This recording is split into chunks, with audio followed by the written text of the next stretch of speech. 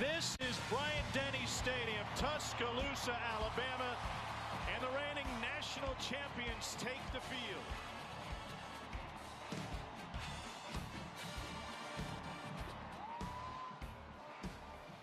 Nick Saban and his Crimson Tide heavy favorites tonight against Southern Miss. But if you've been paying attention to college football, we know on this wild Saturday anything can happen. Southern Miss in town from Conference USA made the drive over from Hattiesburg, and we are ready to go in T-Town.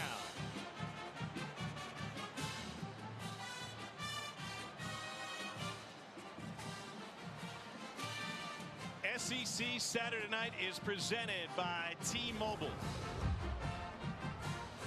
Welcome everybody. Tuscaloosa, Tom Hart, Jordan Rogers, Cole Kublik down on the field.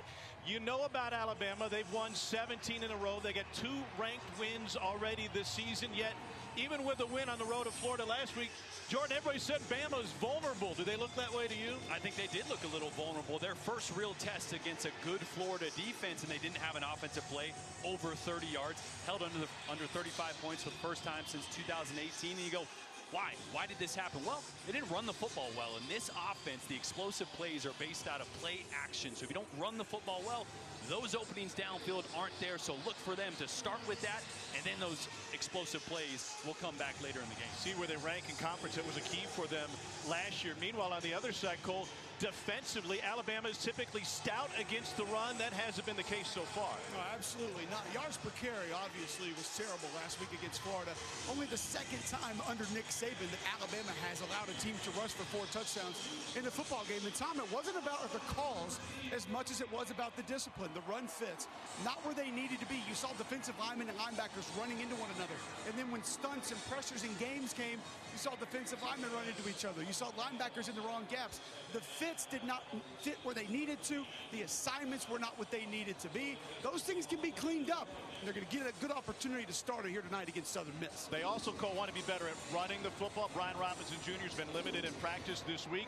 What have you seen? What do you expect tonight? Nick Saban told us that he would be a game-time decision, but he was moving around fairly well in warm-ups. Just ran out with the team. I saw him. He seemed to be moving around a little bit better than I anticipated. So he's in pads. He's dressed out. I would expect that he'll get a few carries tonight. All right, we'll see exactly what the future holds in store for B-Rob coming here shortly. You see he is uniformed. Southern Miss won the toss. They've deferred. Alabama will receive, and that young man, Bryce Young, will get a crack at it. 10 touchdowns, 0 interceptions. Nobody else in the country could say that coming into the weekend. Yeah, extremely talented, and the number one thing Nick Saban wants out of his quarterback is to protect the football. He does that extremely well while managing risk. Again, the shots downfield weren't there from a schematic standpoint. It will be tonight. A night game in Tuscaloosa, and the home crowd is ready.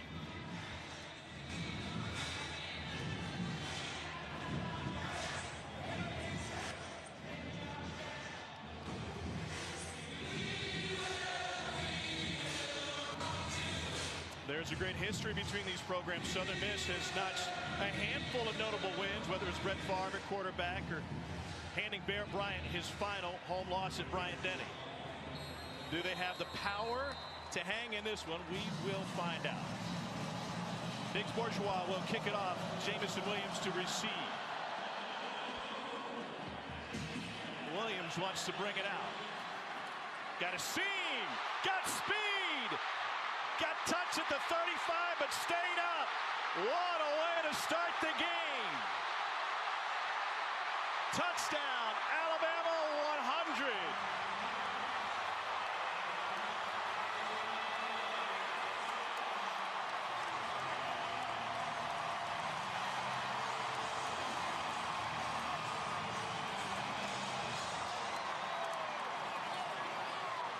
The Ohio State transfer takes it to the house. We're going to have to wait to see Bryce Young. I mentioned no explosive plays last week. Well, I know this was an offense, but man, Jamison Williams is increasingly becoming one of the most valuable players to Alabama. That's one of the reasons why. Will Riker punches it through. Lane Kiffin said this week it's almost unfair. He recruits 5 stars, and he goes picks a roster of someplace like Ohio State. You get a dude like this. I mean, how is it that he was third on that Ohio State depth chart, wasn't really getting the football? The skill set is off the charts. As soon as he got into green grass, there is nobody in the country that is catching #1 for Bama. The vision, and man, after a flat week, a win that maybe felt like a loss for a lot of Alabama fans and probably inside that locker room as well. What a way to start.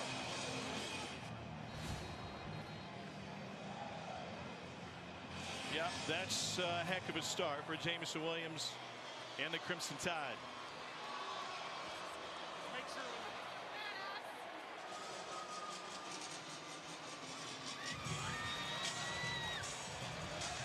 Southern Miss has been a very good defensive team over the course of this season. Their holes are on the offensive side for head coach Will Hall, who played in this state up at North Al. Was a fantastic quarterback in his playing days. First year as a head coach at Southern Miss in his hometown. Last time Bama had a kickoff return for a score, Jalen Waddle in the Iron Bowl against Auburn 2019. Jamison Williams got a lot of Jalen Waddle in him as well. Cameron Harrell from the 2. Tripped up at the 20. Southern Miss has had to turn to its second-string quarterback already early in the season due to an injury, and it's a Mississippi product, Ty Keys, from Little Taylorsville, Mississippi in Smith County. He put up big-time numbers, 3-time Mr. Football in this state. This guy throughout his career threw for nearly 15,000 yards and 155 touchdowns. Started as a freshman in high school, starting as a freshman in college. But you don't play Alabama in high school. No, but I will say, Will Hall did mention starting at Taylorsville High School, a lot more pressure than even playing in front of Alabama. So a kid that's used to winning and used to pressure. He's flushed from the pocket on first down and will launch that one out of bounds. I'm not saying I believe it. No, but that's what was said. Yep. Keys got his first career start against Troy, the 8th true freshman to start for Southern Miss since 1987 at quarterback. I mean, Taylorsville isn't tiny. They got a Piggly Wiggly, but still, there are more people in one section here tonight than there are in his entire hometown. Yeah, a lot of pressure early on for a quarterback now just making his second career start. Got to get him an easy throw early. Get him in rhythm. Get him going. Familiar name in the backfield, Frank Gore Jr. And they get to Gore out of the backfield, and Gore immediately gets escorted out of bounds. It'll be 3 yards on the game. Marco Hellam's in on that tackle for Alabama. He has been limited and maybe still not 100%, but out there on game day. Third down, passing situation here. This offensive line for Southern Miss is really big, but not fleet of foot. Watch out for number 31, Will Anderson. They're going to move him around. Sometimes he's outside, sometimes he's inside, but he's the guy that's going to get after a quarterback on a third down. 4 and 5 down to get one-on-ones.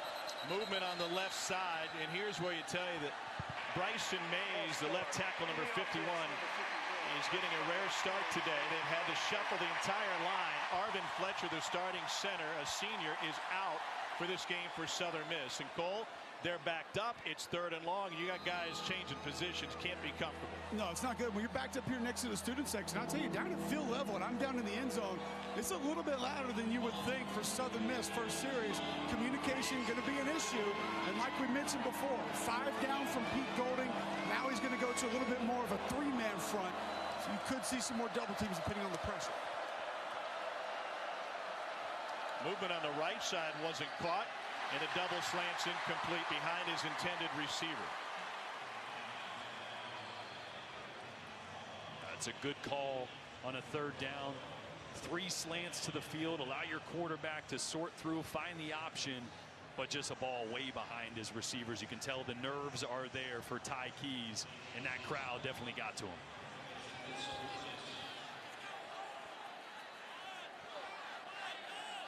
Mason Hunt to punt it away for the Golden Eagles.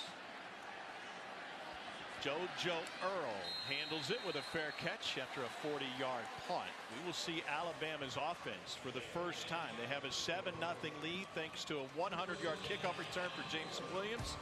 And so Bryce Young will take the field with the lead tonight at home.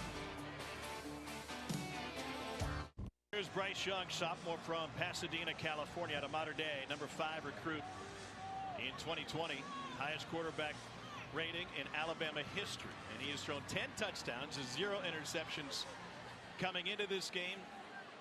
Best start of anybody in college football. He's got Jace McClellan starting at running back. We'll wait and see if Brian Robinson Jr. finds some time if he's healthy enough. Little play action on the first play, and they will swing it out to Mechie.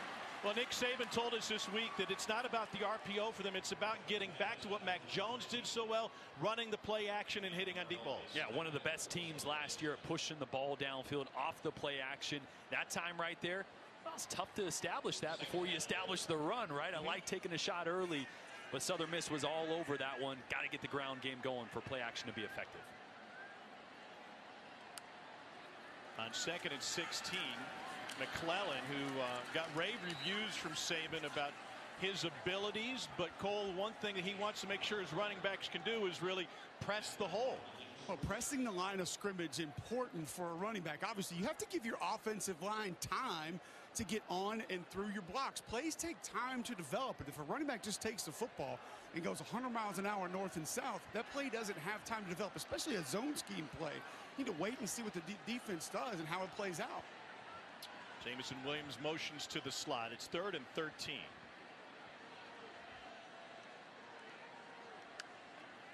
Southern Miss only brings 4. Young to the outside. Caught in Alabama first down. John Mechie. This is such a good throw from the far hash. He's going to get quarter, half, which means there's a high safety, 2 high safeties to the field. The open spot is the flats, but look at that defender. He's got to get that up and over. It's about a 35-yard throw right on the money. Back to the ground game, and there is room. Pressing the line is McClellan, the sophomore from Aledo, Texas, who picks up 6, and now Bama rolling it a little bit. Boy, pretty big double team over here by Evan Neal and Javion Cohen. 70 Javion Cohen left guard has played excellent football this year. And hey, listen, you get 305 and 350 leaning on you, you're probably going backwards. Southern Miss has been fantastic against the run, second only to Wisconsin coming into this one. Young has time, pocket holds, and he'll float one in for a big-time completion to Jaleel Billingsley. Out of the doghouse into the red zone.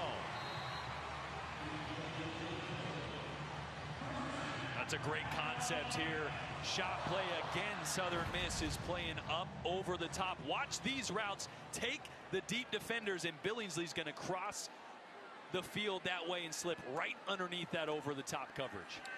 Here's Mechie again, trying to set up a little screen, and he's got nowhere to go. Big time play by Jay Stanley, Ole Miss transfer.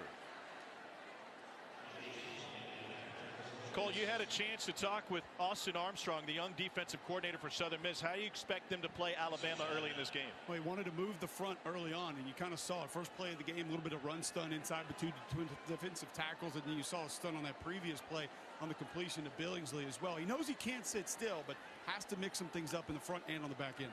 Bama's expecting some pressure.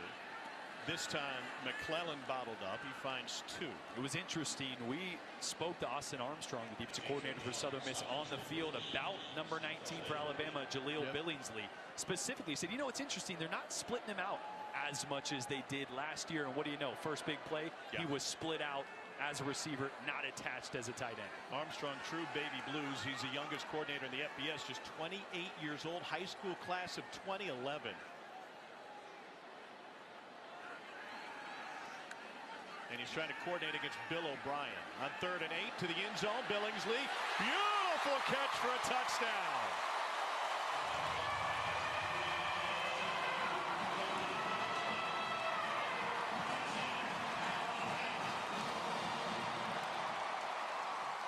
Well, there you go. The tight end who was 3rd on the depth chart to open the season with touchdowns in consecutive games.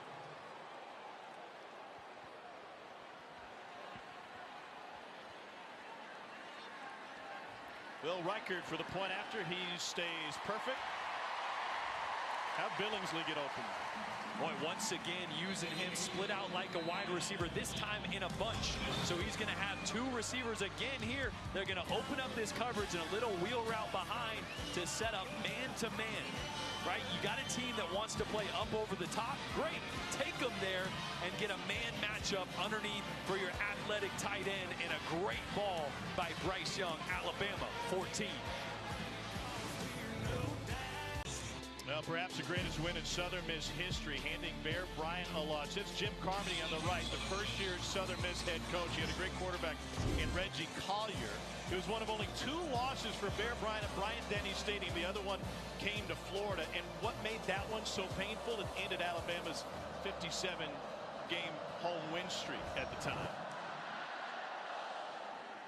Carmody and Southern Miss had the nasty bunch. Coldest Alabama defense can be nasty. And when execution is on point, we see how it works. It wasn't always the calls from Pete Golding. This is a 4-man stunt up front. Very rare that you get those. Watch the head of the left guard. Now, Drew Sanders is going to come inside. The left guard is used to this being a 2-man game on the outside. Well, the looper comes from the opposite side of the offensive line, so he's completely lost. It's not just the inside move of Drew Sanders, Jordan. And you saw the interception there as a quarterback. When I don't see pressure coming, I'm more relaxed in the pocket. Yet you get loopers, you get hit in the face when you're not expecting it. That's when those turnover-worthy plays happen. Defensive coordinator Pete Golding. They're pitching a shutout so far. Frank Gore Jr. on the play action to him. They'll swing it out of the backfield, and physical play by Jalen Armour Davis will be a loss of 1. The net on the completion to Chandler Pittman. Boy, a Southern Miss receiver just tried to block Jordan Battle, and Jordan Battle said, not today. He tossed him on his butt. It's a way to start. 2nd and 11.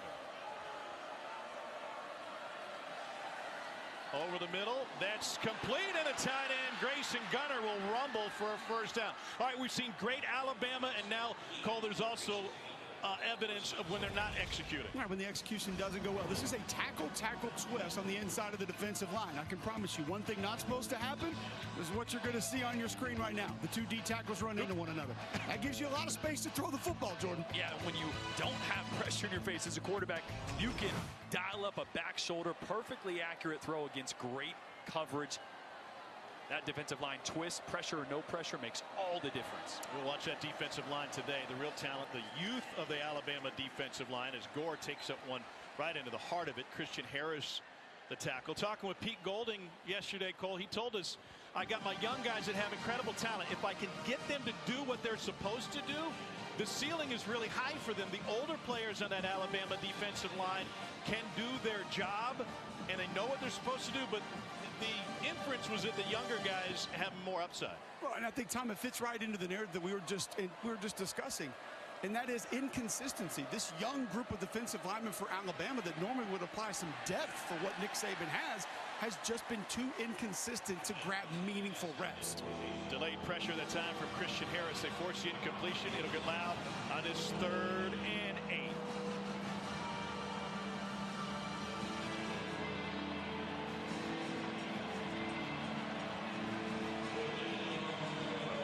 Anderson's going to be working on left tackle. Takeem Doss, 6'5", 360 at left tackle. He's a big body. But if Will Anderson gets a good rush on the outside, this ball better come out quick. Anderson goes inside. Keys once again finds his tight end. 2nd first down for the Arkansas transfer. Grayson Gunner's got plenty of SEC experience. And a 4-man twist up front, so no pressure on the quarterback. And a great job there. A little busted coverage. I think linebacker Henry To'oTo'o was a little late getting over there. That's 2 good plays to the tight end here on this drive for Southern Miss. Jordan, I told Pete Golding, I said, I haven't seen a lot of these 4-man games up front. He goes, oh, we got more of them. Don't worry, we got more. Just did another one. Freshman quarterback Ty Keys. Here's Gore. Fights for a yard. Will Anderson in on the stop. You notice a lot of the, call it eye candy, right? Some of this lateral movement before the snap. A lot of split zone stuff is what Alabama really struggled with against Florida. Christian Harris, Henry To'oTo'o, their eyes have got to be in the right spots. Can't be distracted by motion going one way and a run coming back the other. And some of that Pete Golding told us is about Henry To'oTo'o trying to do too much from a communication standpoint. Get to that in a moment. Another swing pass and a nifty move to the outside, and that's Chandler Pittman who picks up 7. Pete Golding said, I finally told To'oTo'o, do your job. Once you set the front, it's up to the guys on the line to know what their job is. If you're caught communicating to them too late before the snap, then you're going to get away from what you're supposed to do. Gore stopped on 3rd and 2. Christian Harris with the stop. So 4th and a long 1 or a short 2. Yeah, I feel like this is rolling the dice. They're going to go big, bring in multiple tight ends. They got to go for it here. A really good drive by Southern Miss. Couple big first down pickups to keep the momentum going. I think it's fair to say that Southern Miss's big is relative to Alabama's big. Yes. Well, hey, did you expect them to drive all the way down on this? No. Not yet. First chance out. 2 for 4 on 4th down this season. Cole Cavallo is the fullback.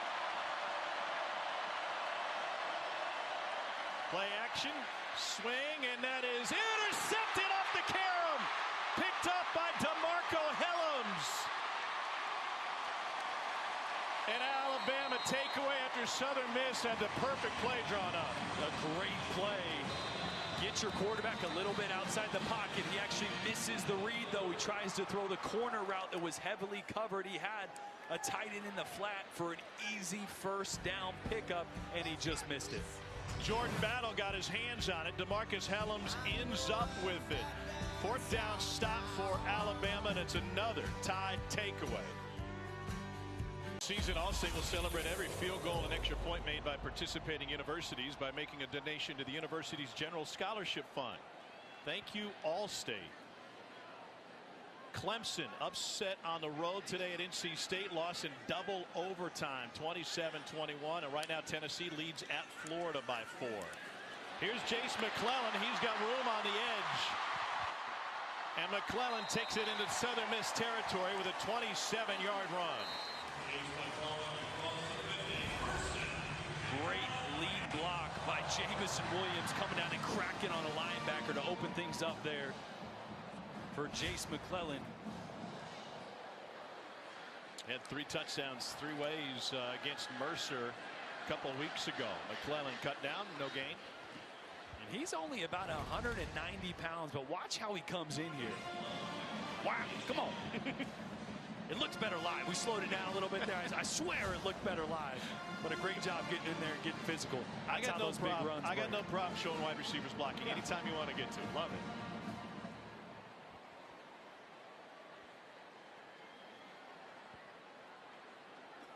Call it 2nd and 9 now. Bryce Young off to a perfect 5-for-5 start. Here's that play action. Back to the line of scrimmage. Fires deep and incomplete. It was something that was different last year with Mac Jones turning his back to the line of scrimmage as opposed to, say, Tua, where so much was built off the RPO. Yeah, haven't done a lot of the pistol formation this year, but you saw it right there. It was a staple under Mac Jones. It's just a way to give the illusion of the hard play action fake to those linebackers. Trust me, anytime a safety or a linebacker sees the quarterback turn their back, it's like a magnet. It brings you up, and that's when you get hit over the top. Isn't that also tougher for a quarterback to then find his target? Got to be better pre-snap, knowing exactly or hoping to know exactly what the defense is going to do, then double checking once you flip around. Bama 2-2 on 3rd down tonight. Pressure coming. Young didn't see it till late. Escapes it.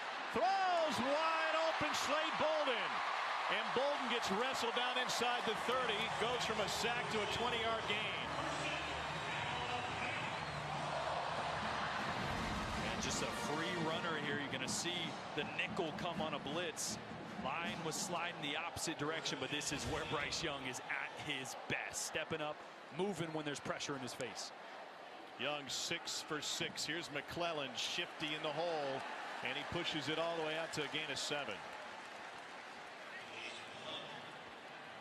They pressure Bryce Young a lot. He doesn't seem to get phased. No, I mean, he's unbelievable at keeping his eyes downfield, navigating the pocket, and delivering those explosive plays. Yeah, he could take off and pick up 5 or 6, or he could rip one downfield and really hurt a defense. Here's Mechie looking for a block. He got a couple of them. And then he ducks inside. Pylon. Ball came out and was recovered in the end zone. They say he was down just outside of the goal line, even though Cameron Latu found the loose ball. It's a pickup of 20. Oh, great spin move. And let's see. Yeah, he lost that for sure. The ball was out. It should be a recovery by Latu and a touchdown if they want to stop it. They will not. They did. Jace is going, oh, come on. What do you got on anyway? The ruling on the field is that the runner was out of bounds. That play is under review. This should be Cameron Latu just found an Easter egg and picked up a touchdown. Ball comes right out. Where does Latu grab this?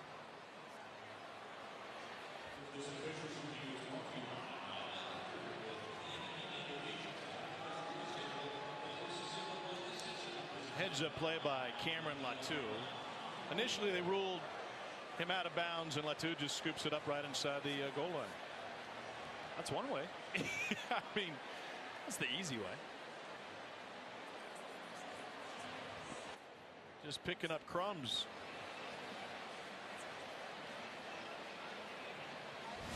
It's like walking right past the hostess stand at Chuck's Fish and finding an empty table. That's why I was asking where the ball was, because you can't advance it if he fumbles that forward, right? So where did on fourth down you can't, but that would be legal. Oh, okay.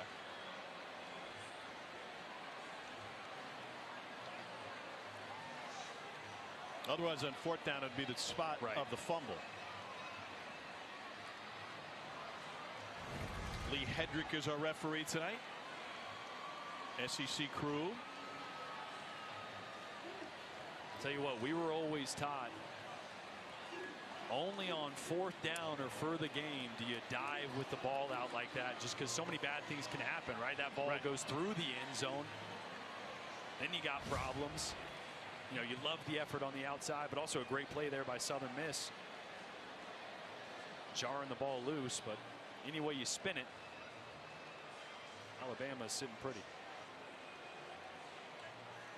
Well, Cameron Latu has taken advantage of early playing time when Billingsley was behind him on the depth chart. He had a great game week 1. It's a great shot right down the line.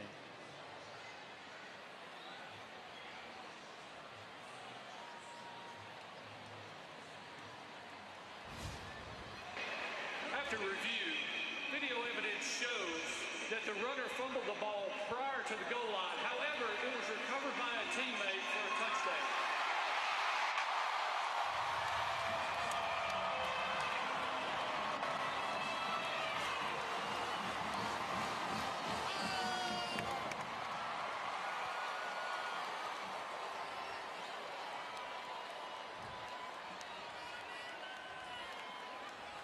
And so the call on the field overruled by the replay booth. More than 65% of reviewed calls in the SEC have been overturned, and most of them take less than 90 seconds to do so. Reichert hasn't missed a point after since he put on his high school uniform, and that remains the case. It's a 21-0 lead for Alabama. You know, I played indoor soccer in college, and used to call me the garbage man because I wasn't very good, but I would position myself so if anybody shot the goal and there was a ricochet, bam, I'd be right there for the easy knock-in. 81 right there is playing garbage man. He's just picking it up. Hey, touchdown. Can I ask a question? Yeah. What was better at Mandy, the indoor football facility or the indoor soccer facility? I'm going to plead the fifth on that. I thought you were going to say they were one and the same. Well, they are, actually. I mean, well, yeah, that's a good point, yeah. There's only one. Held Georgia to just 3 points in the second quarter today, the Commodores did. That's one way to spin it. So Young with a 24-yard completion, and then, pardon me, Mechie, then the fumble, and Latu picks it up. Only unfortunate part for Bryce Young, that's not a touchdown pass. Tuscaloosa light show here, 21-zip.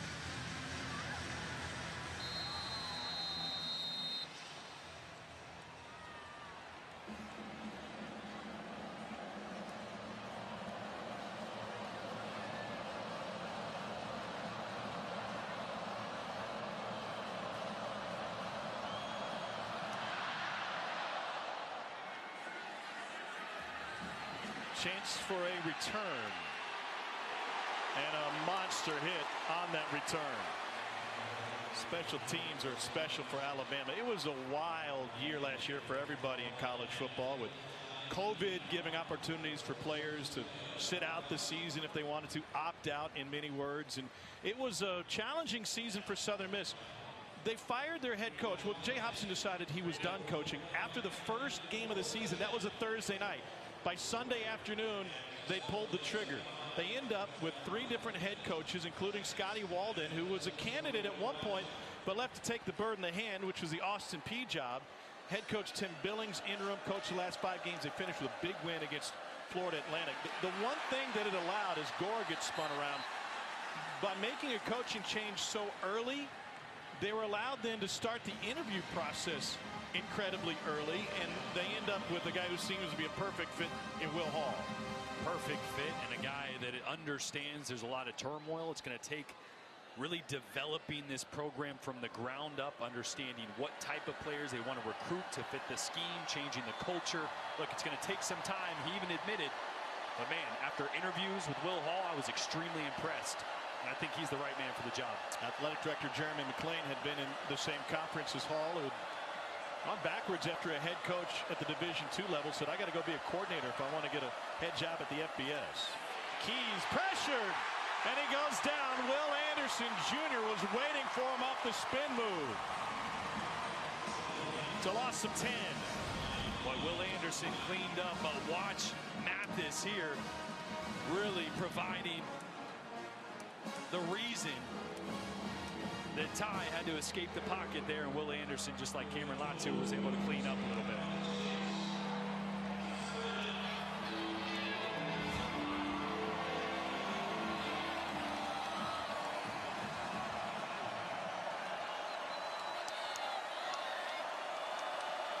Third down, 22. Keys keeps it. Nice read. It'll give the punter some room after Christian Harris makes the tackle.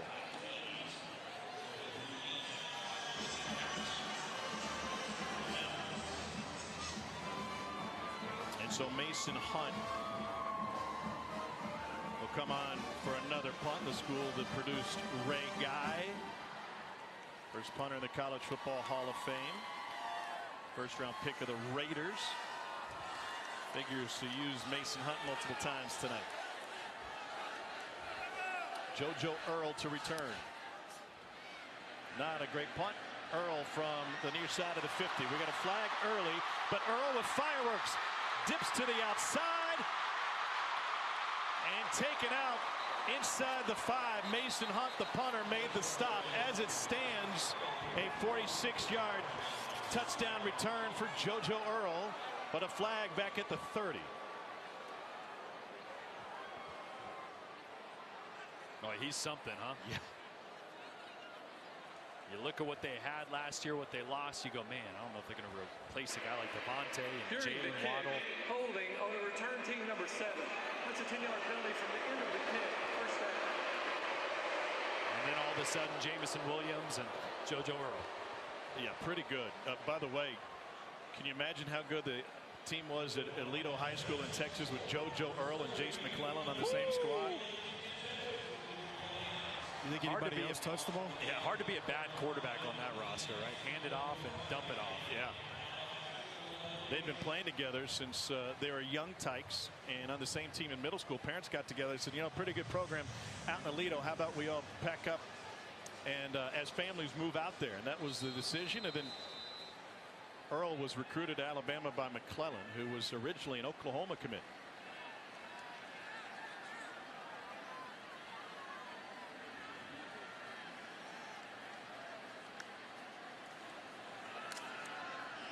So here's Roydell Williams for the first time, and Williams has How about some playing time for me? He picks up 16. Alabama with 2 tight ends in the game, but this is their heavy 12 personnel. Kendall Randolph, 300-pound tight end, kind of like a tackle, and Cameron Latu, a guy that can be physical but also hurt you through the air. Again with the ground game, and a huge hole for Williams. Stiff arm, pylon, out inside the 1. A 43-yard run by Roydell Williams.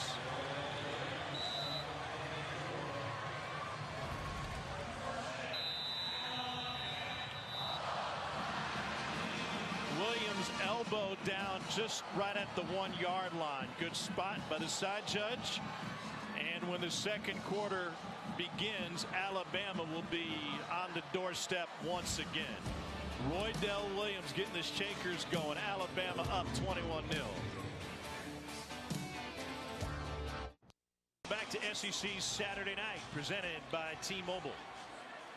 Bryce Young has 2 touchdown passes on the game. Looking at a 1st and goal now. It's Roydell Williams in the backfield. And Williams plunges into the line, but will be stopped short. That'll set up 2nd and goal, no gain.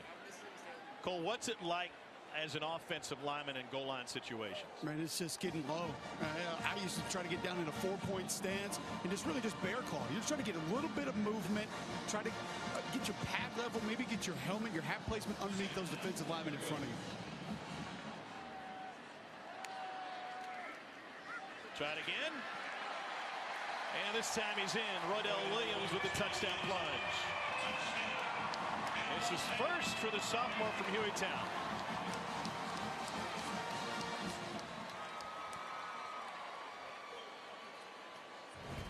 Second play in a row. Southern Miss and Taj Sykes up there, the nose guard, had really good penetration, but just a good job by Roydell Williams of reading the hole, diving, put your head down and getting in. 4-play, 60-yard drive, needed only 65 seconds.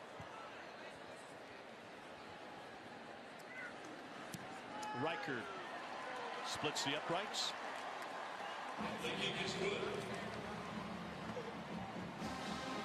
The play that set it up. I mentioned Alabama getting in that heavy 12 personnel with 2 tight ends, Kendall Randolph and Cameron Latu right here. Watch this double team and watch Latu come up and really have the block that allowed Roydell Williams to hit the sideline. That's a great job of engaging, driving the defender all the way to the sideline. Roydell Williams did the rest and then punched it in to pay it off.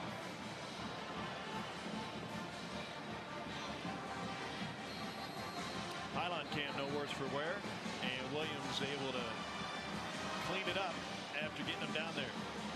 See Randolph with some movement down there by the goal line again. Back to something that Jordan was saying earlier, that they're different tight end, they're bigger tight end.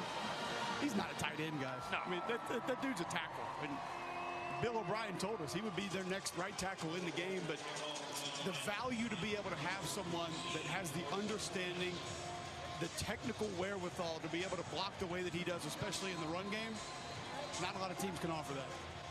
Kendall Randolph, 6'4", 298. He does have a tight end's number. Well, yeah, there's a 12 personnel that's really an extra lineman for Alabama. There's a 12 personnel that is really an extra receiver when 19 comes in the game for Alabama. And there's also 13 personnel. Yes. Bill O'Brien's got an embarrassment of riches to work with as an offensive coordinator. And some versatile tight ends. Ty Keys so far in this game, the freshman, 3 of 7 for 39 yards.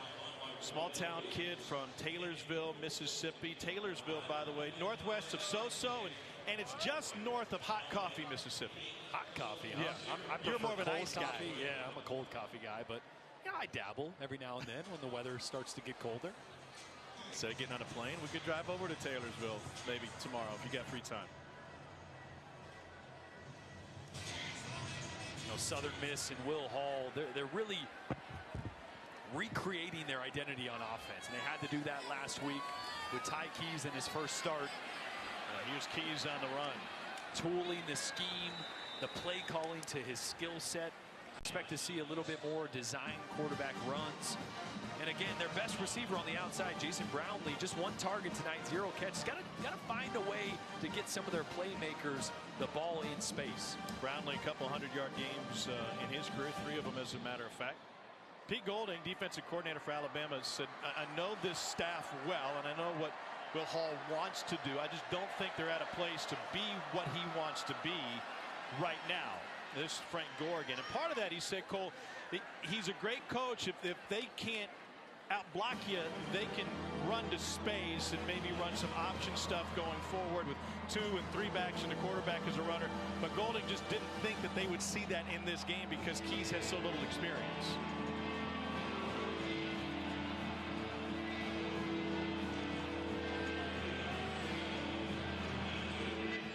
Southern Miss 1 of 4 on 3rd downs tonight.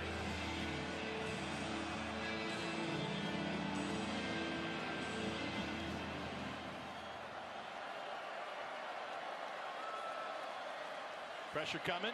Keys is going to get taken down. He throws it off balance, and it finds the Southern Miss sideline. Will Anderson got to him. And there's an injured Golden Eagle. Ty Keys still on the field. Boygby up the middle, Anderson on the outside. Southern Miss gave up 9 sacks last week, so protection up front has been an issue, and it's always going to be an issue against this group. Cole, what do you got on Will Anderson? Well, one thing that makes him very difficult to block guys is 34-inch arms. I'm just going to do a little demo here for you.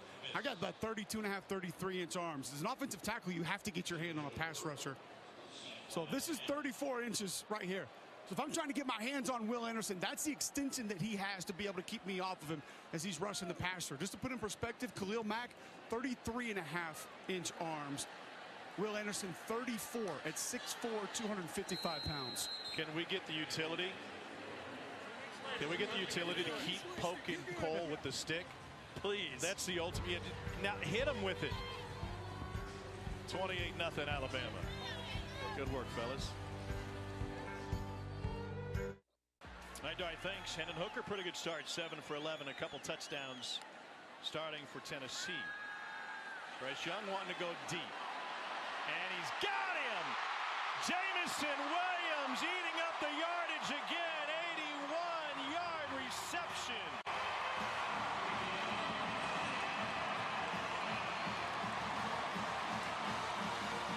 Nick Saban wanted more action and more efficiency on the play action. He got it.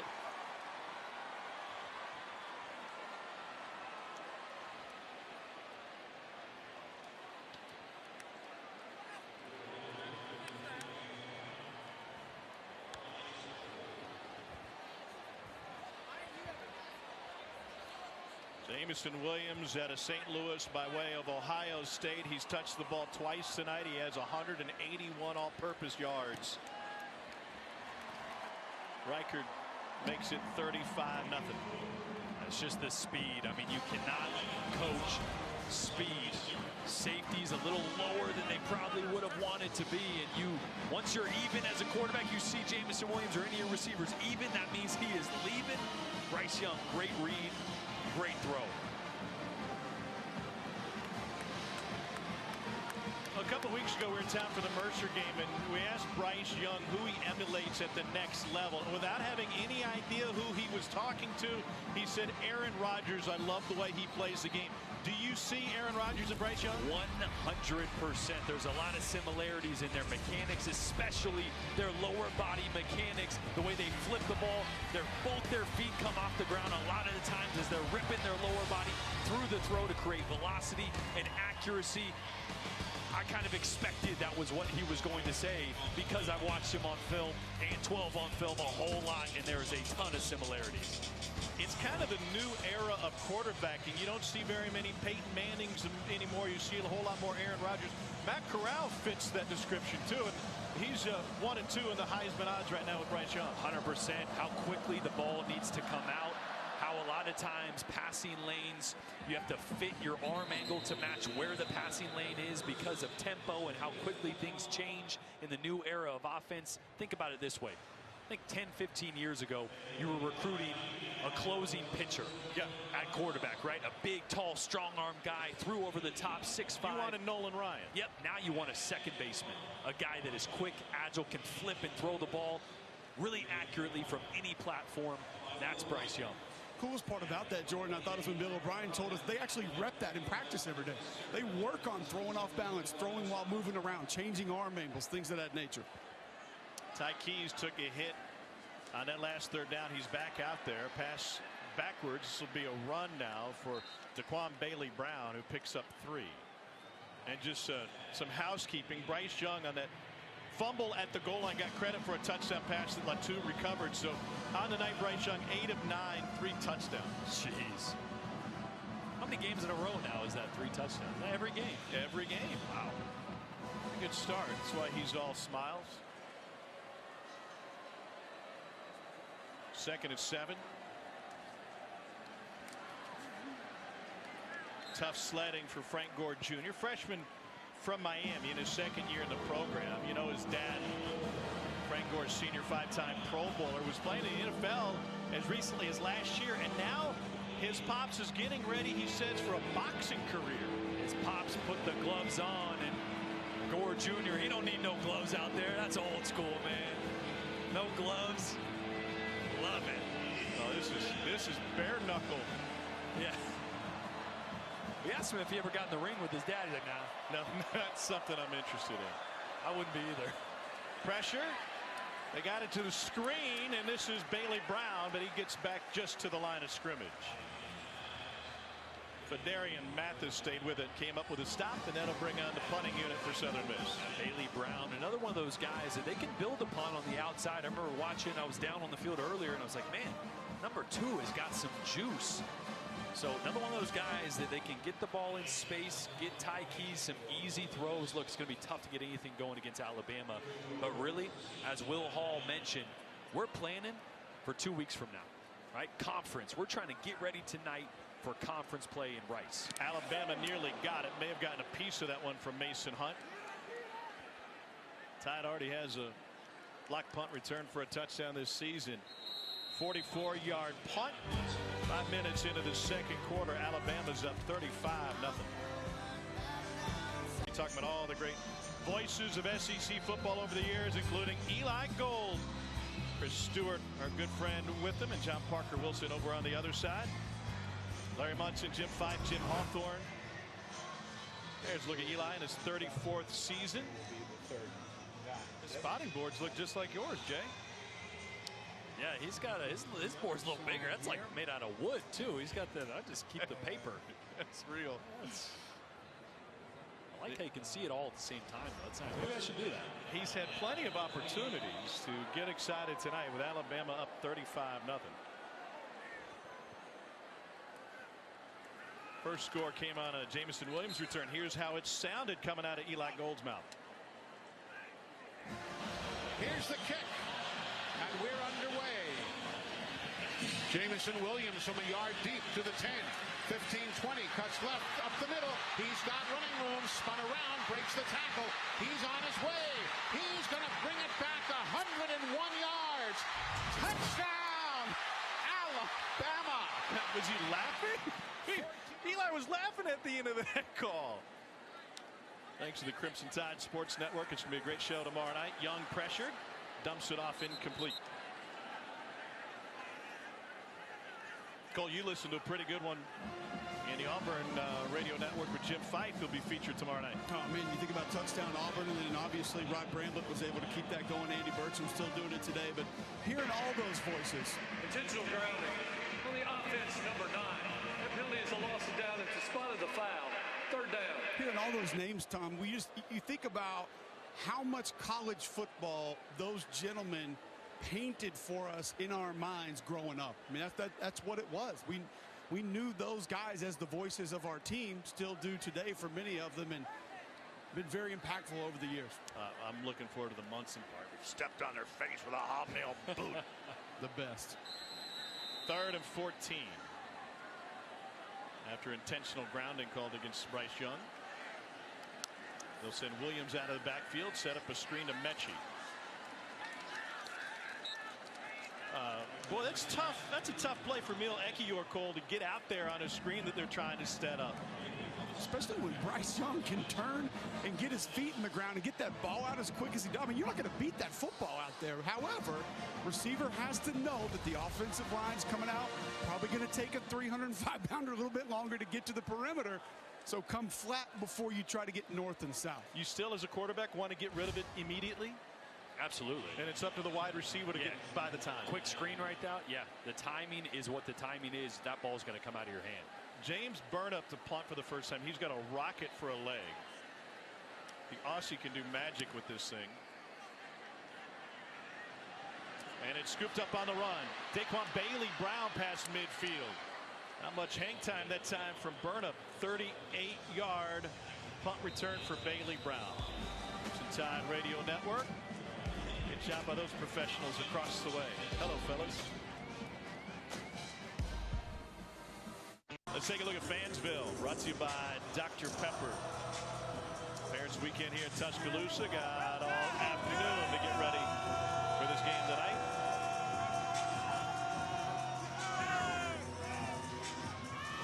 I haven't had good ribs in a long time, man. All right, that's something we can work on. Yeah, I need to get some good ribs. There's a tailgate out there watching right now. You want to deliver them to the booth, we'll eat them. First and 10. The freshman Keys going to find some daylight. Not much to find. We got a flag after the play. Malachi Moore in on the stop. One of the things we discussed with Pete Golding was getting everybody in the right position pre-snap. And he talked about how bright Henry To'o is. On the offense number 60, 10-yard penalty with a replay first down. And Cole, he was telling us that sometimes To'o over helps. He wants him to get the call in, get the D-line set, and then let them deal with their own responsibilities and do his own job. I think the foundation of what Pete Golding was saying, I would rather have a defense called and then you execute it versus whatever they run, whatever formation they're in, then you attempt to be getting into a different defense while the football is snapped. We hear a lot of defensive coaches say 11 sets of cleats in the ground. Essentially what Pete Golding is saying there, I know you want to be right with everything, every alignment, and what everybody's doing, but sometimes just get me in whatever defense we call and let's ride it out.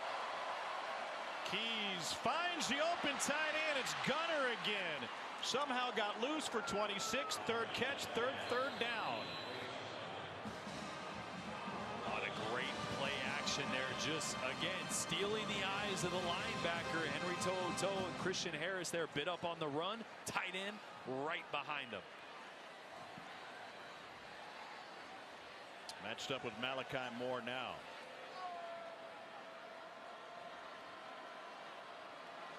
They'll hand him off.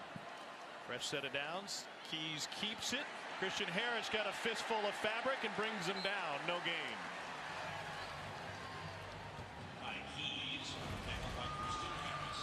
Now watch right here. Henry To'o come up to play the run.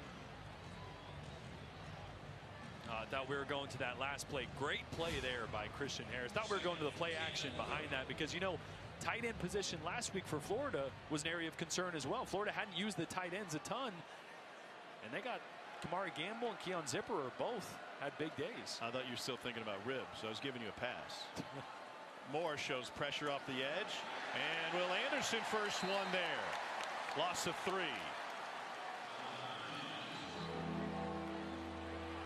Boy, there's two schools of thought when you have a team that wants to run zone read with the quarterback, right? Either sit back, try to play both, or attack, or crash the mesh. And that time, Will Anderson just said, I don't care what you're doing, I'm going to come hit somebody in the face. I always hated that. Don't do that, come on. You're the one getting hit in the face. Yeah, I don't want that. Southern Miss has converted just 1 3rd down tonight.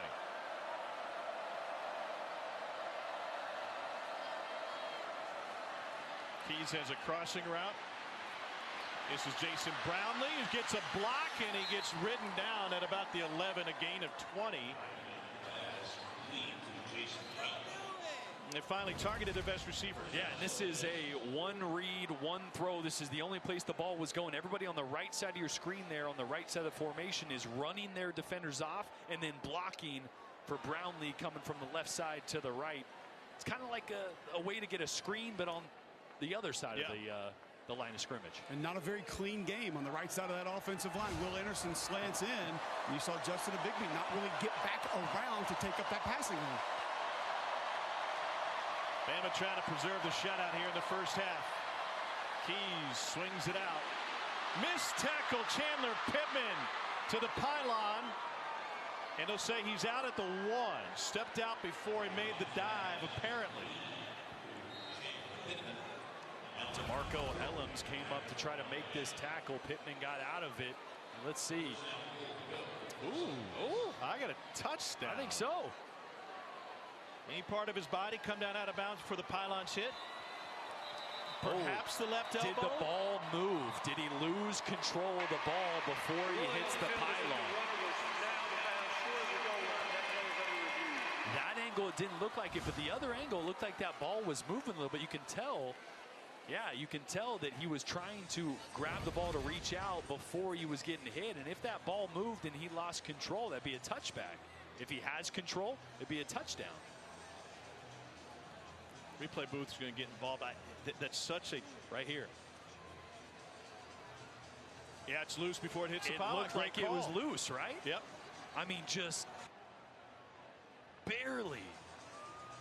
And now will be, do you have enough evidence to say absolutely that ball was moving? That angle, no help. The behind angle, no help. It's that sideline view right here where you can see that ball. Watch the nose of the ball. Right? Yeah. Oh, yeah. The nose of the ball is coming out. Surge forward, otherwise it wouldn't have. Yeah.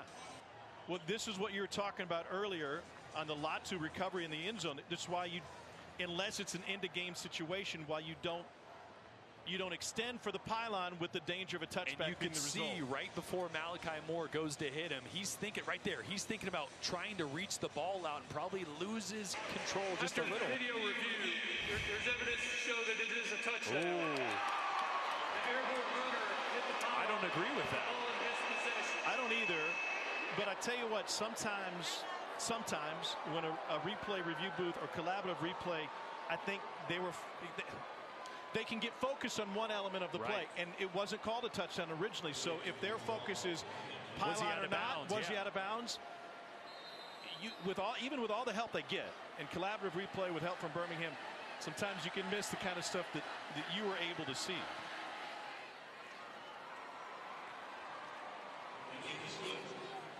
Just think when you look at this from the side, the tip of the ball hitting the pylon right here, to me, that is losing control of the football, not what the refs saw, and so Southern Miss on the board.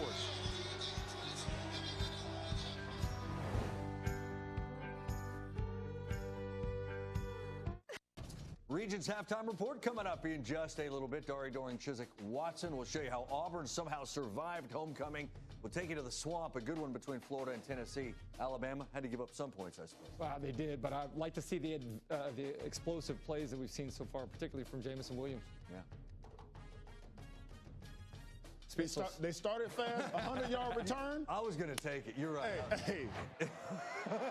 And that kickoff was misplayed by Jamison Williams. Now he's taken down inside the 5 at about the 2.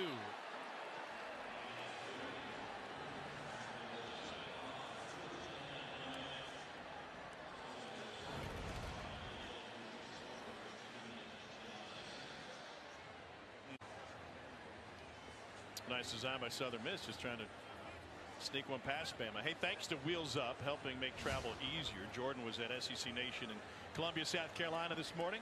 Here in Tuscaloosa tonight. Surprised a couple guys on the elevator and said, wait, weren't you in South Carolina this morning? Yeah, indeed. Wearing the same thing. Did put some deodorant on, though, so I appreciate that. 4 venti coffees later, and we're good to go, baby. More than you know. Worst field position of the night for Alabama. Bryce Young has Jace McClellan behind him. And McClellan has a huge hole over the left side. First down run, gain of 12. Javion Curry again at left guard. Really just been nice in the run game for Alabama this year, especially here singled up. Just working a one-on-one in the zone scheme, able to get legitimate movement. Opens up a nice run lane. Nice big run. Watch out for play action here. Southern Miss was negative in the rush yard category last week, so at least they got that going for them. But Alabama getting its run game going. Pressure coming from the safety from a long ways away. McClellan lowers his shoulder and is able to make it to the 20. So a lot of what Alabama does, and this is kind of pro style, this is something Bill O'Brien and the NFL is very familiar with. They'll call 2 plays. And so Bryce Young there, if he sees 2 safeties, which he just saw before that play, before the one rolled down, he's going to check to the run. If it's a 1 safety look and they're rolling the safety down, he's going to leave the pass on. So they start with a pass play, play action, 2 high safeties, great. Light box, let's run it, which is what Bryce Young saw, but they rolled that safety late down in to add for the run. Injured Southern Miss player is Eric Scott Jr. out of Base Horror, Kansas.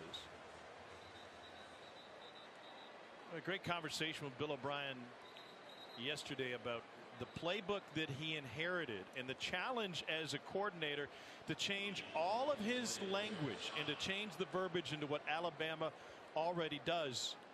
And he said, I got to be honest with you guys, it was really hard for me because I'm running plays that I've called my whole life that now go by a different label. And so I had to turn to Mac Jones helped me when I first got here. Bryce Young has helped me.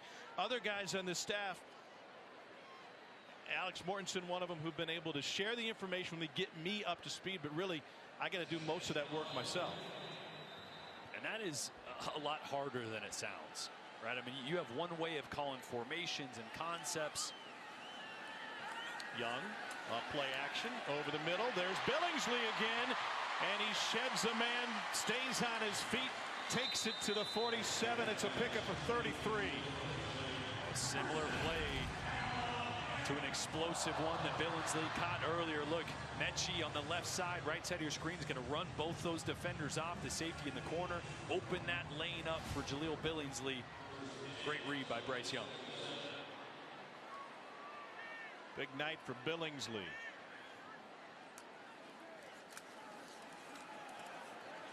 Roydell Williams hogtied after a pickup of 9. Well, continuing the conversation about the verbiage, we asked Nick Saban why it was so important and when he decided that it was important to keep the consistency from play calling. And it goes back, shocker, to Bill Belichick in New England. And he said what Belichick does and what we've tried to do, it's not 100%, is to keep the same verbiage on both sides of the ball, which to the unaccustomed may not seem like a big deal, but you've got coaches coming and going. In the NFL, you've got players coming and going. And so you can call it the same thing whether you're in the offensive meeting room or the defensive meeting room. Is that, how uncommon is it? No, it's extremely common that it is called differently. Every team I was ever on, we would call trips or tray a certain thing, and the defense would call it completely different. Or a run concept that we say is this, defense would say it's something completely different. So it is less common that teams would try to have the exact same verbiage on both sides of the ball. And you consider, Cole, the turnover in the coaching department, especially with offensive coordinator over the years, it's obvious why the consistency would be important from a player perspective and Nick Saban, a player's coach. Think about the amount of players. If you did turn over a coach, any coordinator, either side of the ball, think about the guys that are close, the guys that are almost there, and maybe they just don't understand the verbiage. They don't understand the scheme. They can't identify things and give it to the guy next to them. We talked about To'o and his value a little bit earlier.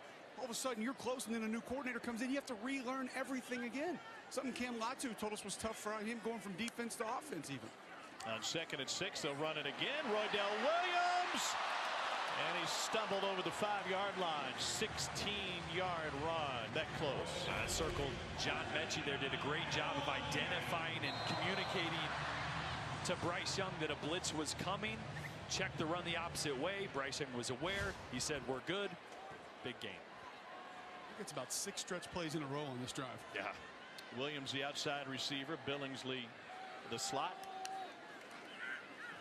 And a big hit in the backfield on Williams. Going back to the verbiage. Yeah, to put a cherry on top of that, the reason it's so important for Nick Saban to have the same verbiage on both sides of the ball is for game day adjustments. If Nick Saban sees something, he doesn't want to have to explain to the offensive coach, what he players in the means. backfield on the offense. That's a 5-yard penalty, and we will replay first down. Right, if Saban sees the other offense doing something, he doesn't want to explain to his coaches or to the offense that, hey, oh yeah, it's when they do 3 technique here and it's a 5 technique. No, he wants to say one word, less communicating, less explaining on game day, quicker way to make adjustments. Well, we talked to him. He said, listen, when I go from the defensive room down to the offensive room, I can't have it both ways. I got to know what I'm talking about. And I need everybody else to know what I'm talking about. So, I mean, everything that Coach Saban does revolves around consistency, doing the same thing the same way, the right way, following the process. Now, that's just another example of why this program is able to continue to be successful year after year. The first thing Bill O'Brien told us in our meetings this week, he said, guys, this has been humbling. Here's a guy who was not only his own Division I head coach at Penn State, NFL head coach, NFL general manager. He said, but it's been such an incredible experience for me to get this opportunity here at Alabama.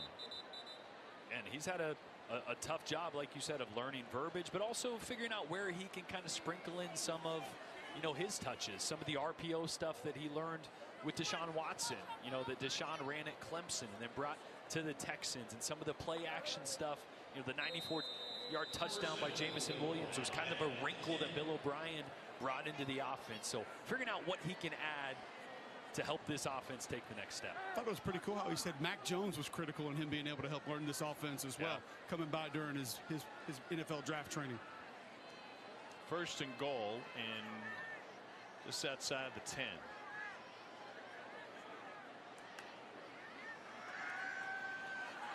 Young pressured, and it gets wrestled to the ground by Josh Carr Jr. First sack of the night for Carr. Coach is a challenge, Carr. You want to be elite or not? You can't let the quarterback slip by. That time he didn't. And watch Carr off the edge here. Just continuing to work, right? Little swim move on the left guard, Javion Cohen, and then continuing to work. And this is kind of the double-edged sword, right? Bryce Young is so good at navigating the pocket and throwing under pressure, but every now and then that's going to happen when you do hold on to the ball. Second and goal, now from the 17. Watch out for Mechie here at the bottom of your screen. Looking towards Mechie. And look who it is again. It's the tight end, Jaleel Billingsley. And that'll set up third and goal from about the 9. A lot of folks often wonder why Jaleel Billingsley is so valuable. We asked Austin Armstrong, the Southern Miss defensive coordinator, before the game, what's your answer for 19? He said, well, we have 2 packages. We have a 12 and a 12 light. Speaking of his personnel, 12 light obviously being Billingsley, because he doesn't technically count as a tight end because he can flank out as a wide receiver, and he's a very difficult matchup. Watch for some crossing routes here. They like to get in these tight bunch formations, cross some guys, see if they can get somebody open with a little rub route.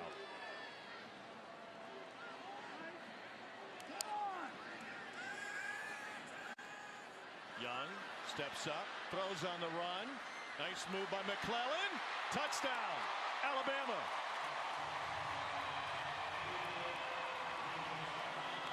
On the 10th play of a drive that once it got in the red zone went backwards before it went forwards.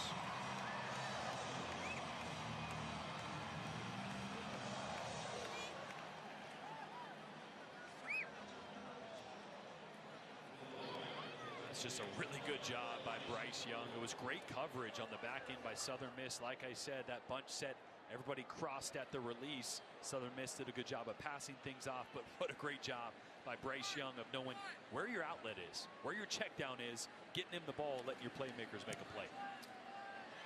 That was a 10-play, 97-yard drive of Bryce Young, 12 of 13. 226 yards and 4 touchdowns tonight. Continues to operate extremely well when things break down and he is under pressure trying to find something. Bam, where's my outlet? Right to McClellan.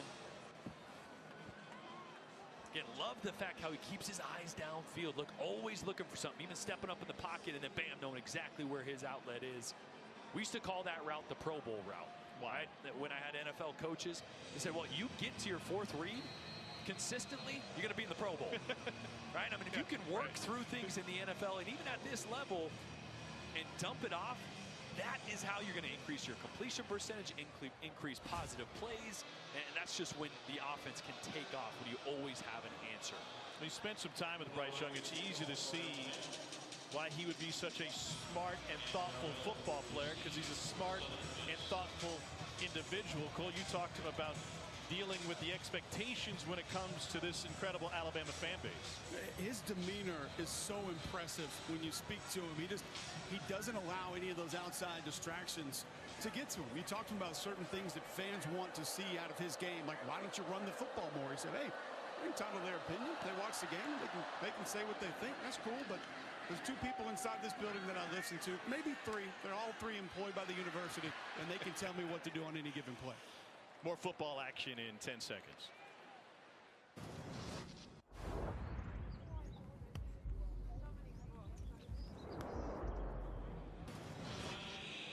(42-7). Alabama with a comfortable advantage here towards the final seconds of the first half. Cameron Harrell is helped off the field by the Southern Miss athletic training staff.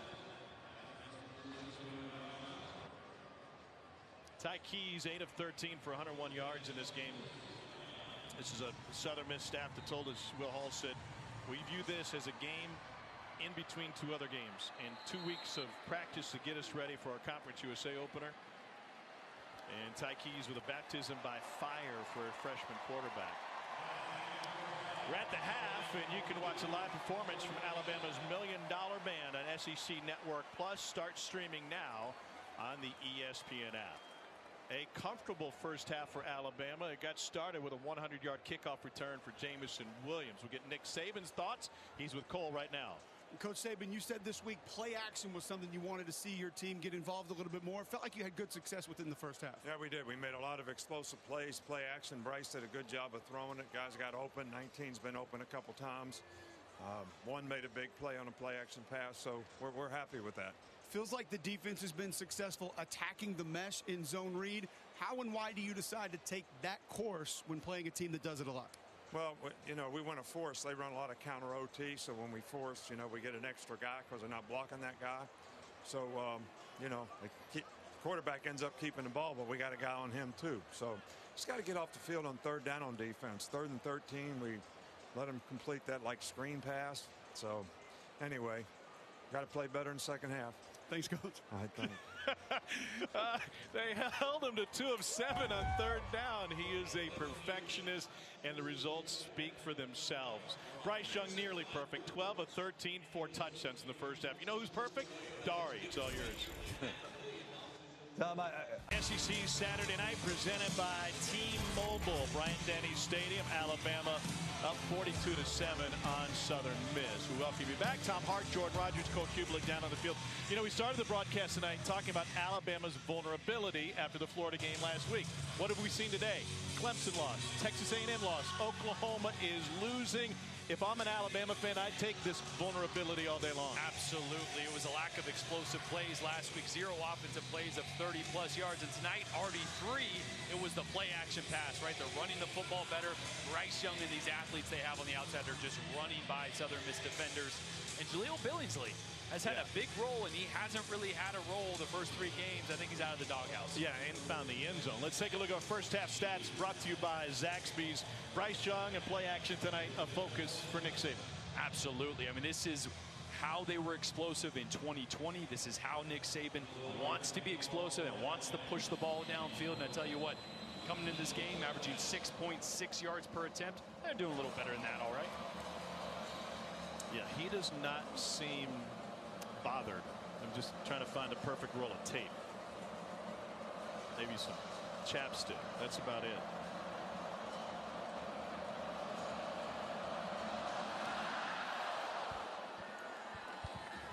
No no return. Cole, what'd you learn from Southern Miss head coach Will Hall?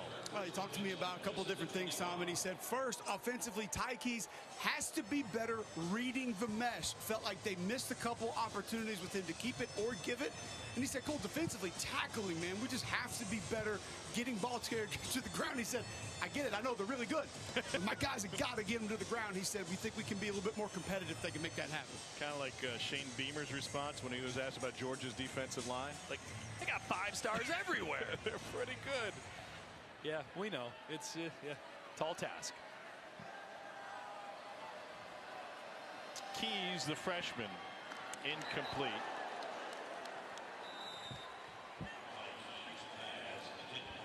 I'm going to tell you guys, we've talked about this Alabama defensive line and some of the depth and some of the different players, but Phil Mathis is someone, to me, who continues to grow each and every week in this Alabama defense. And when we talked to Pete Golding about all that depth and all the guys, he said, listen, 48 is 48. He's going to do what we need him to do, how we need him to do it, when we ask him to do it. He is one of the most reliable defensive linemen on this football team, and he continues to flash those kind of plays, getting pressure more and more often. Also flashing the dance moves, the loose hips. Gore taken down by Will Anderson Jr. This Alabama defense has been like devious licks tonight. They are just tearing everything off the wall and taking it home with them. A lot of movement. You saw Will Anderson there working from the outside back inside. Phil Mathis, as Cole just mentioned, he's been real disruptive in the A-gaps tonight.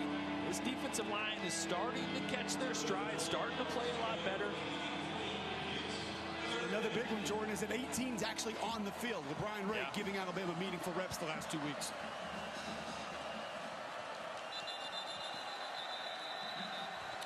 Right over the center. That's Coker Wright who's playing center now. False start on the offense, number 65. That's a 5-yard penalty, and it remains third Terquan down. Scott, freshman from Mobile. Tough enough sledding for Southern Miss going against Alabama, but doing without their senior starter at center, Arvin Fletcher, unavailable tonight. Third down, 17. Pressure coming. Keys launches that one.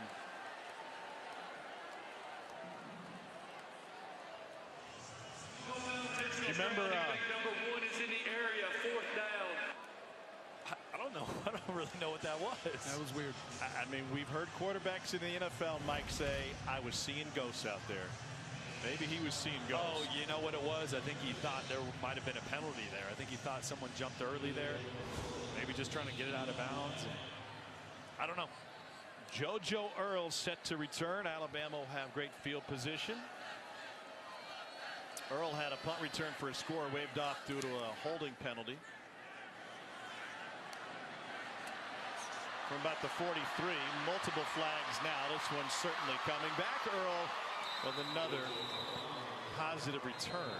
Tyree Jackson got a block in the back, it seems. 27-yard return that will be negated.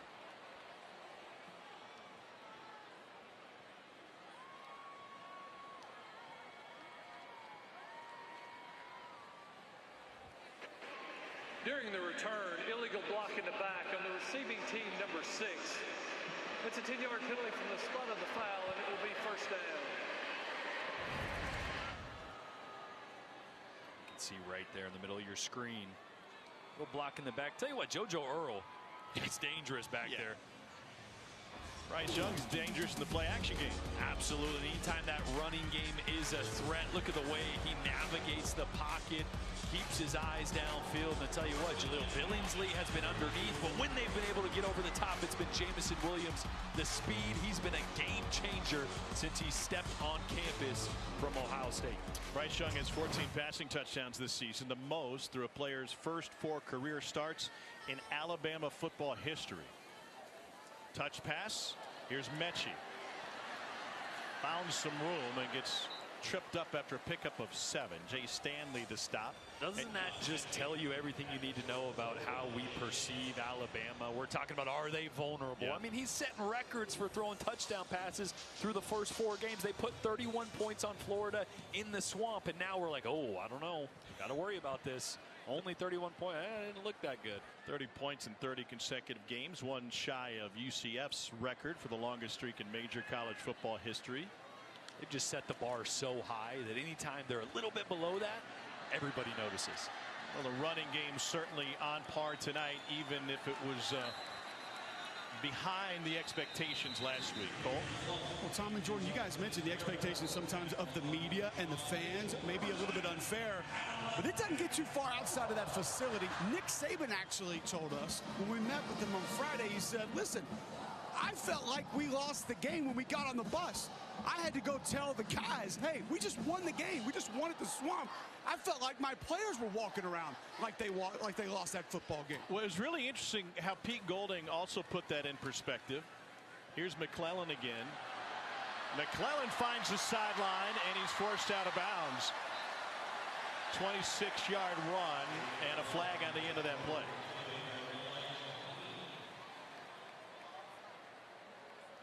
Golding said we won the game, but we didn't feel like we beat them. We didn't empty the stadium. That's the goal. When you're playing on the road, empty the stadium before the game is over. Personal foul. Horse collar tackle on the defense, number 9. That penalty will be half the distance to the goal from the end of the run, and it carries an automatic down. Malik Short's flag.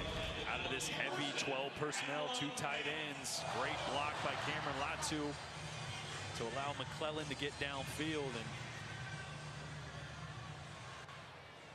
got up around the neck there. I don't know about that, though. Yeah. Started on the front. Yeah. I felt like would have been clean if he would have just kept it on the front.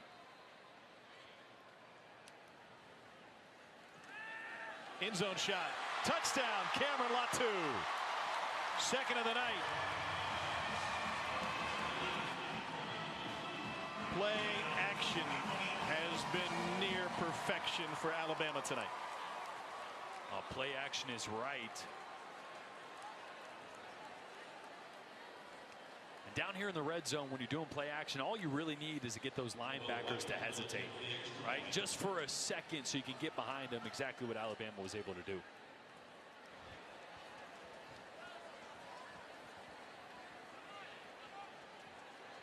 Cameron Latu's second receiving touchdown on his first reception. How's that for a brain teaser? And how's this for quarterback play? Again, the play action is just going to affect the outside linebacker, Santrell Latham, just for a second. And watch Cameron Latu get upfield. Again, just a second. All you need is one step, and when you got a big tight end, you can put that ball up, and he's going to win that matchup almost every single time.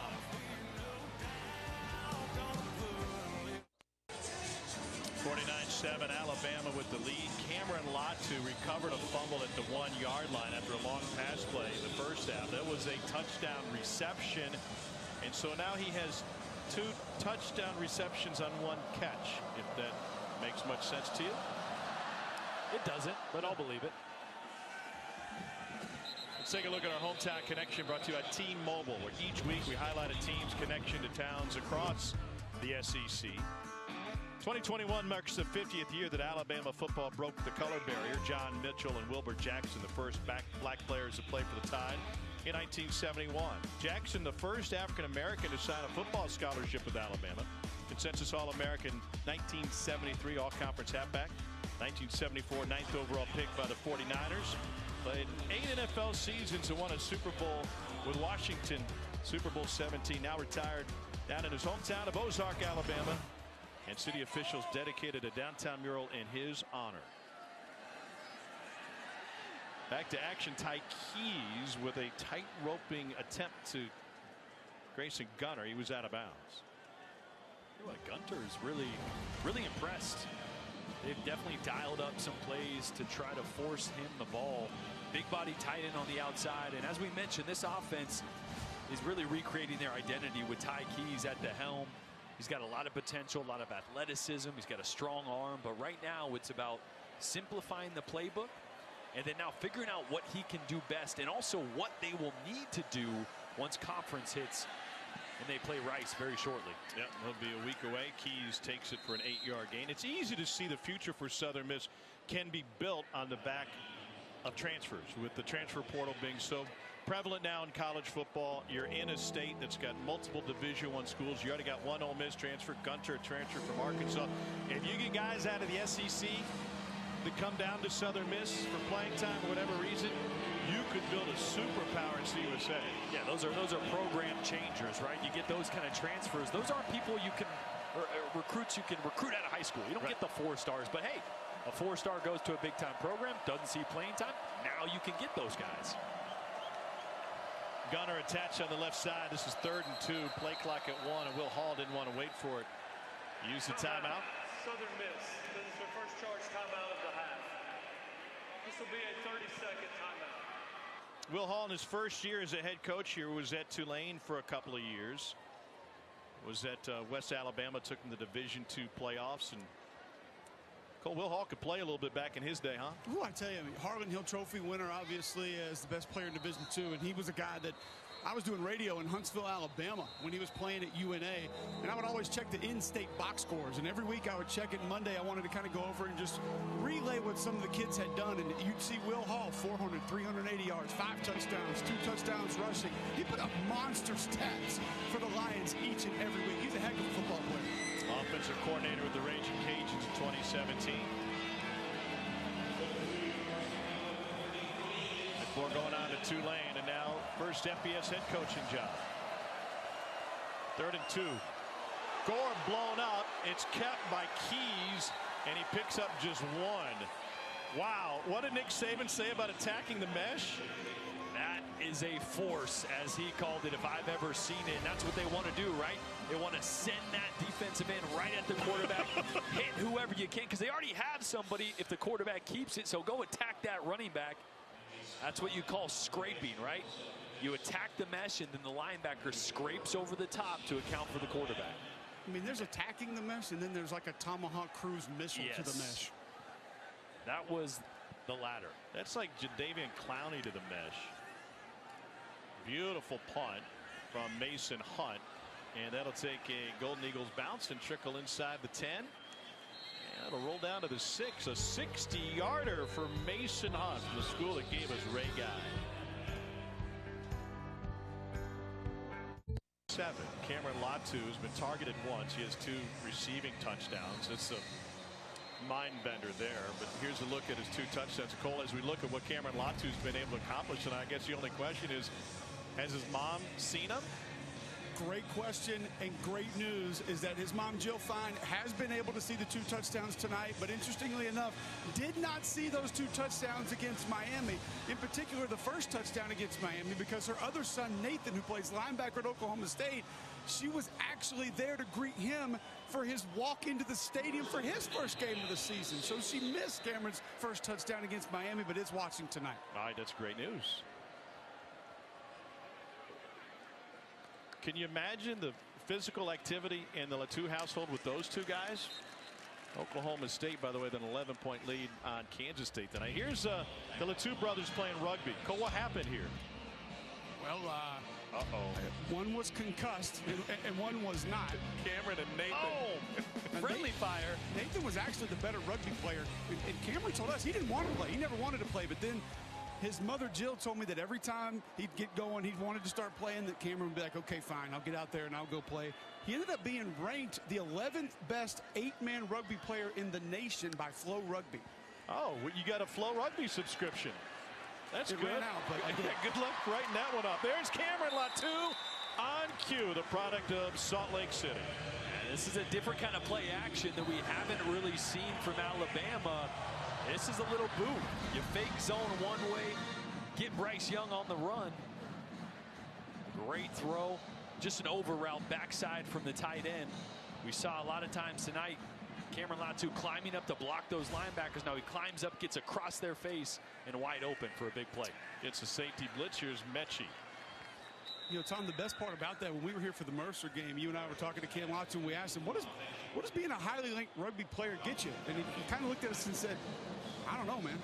A concussion or 2. I was like, where do you go with that? He's like, I don't know. His mom did tell me there is professional rugby out in Utah, so would have had the opportunity to go do that had he chose, but feeling like things are working out for him here in Tuscaloosa. It looked like he fell on the ball at the end of that first down reception, took himself out of the game. Hopefully that was minor.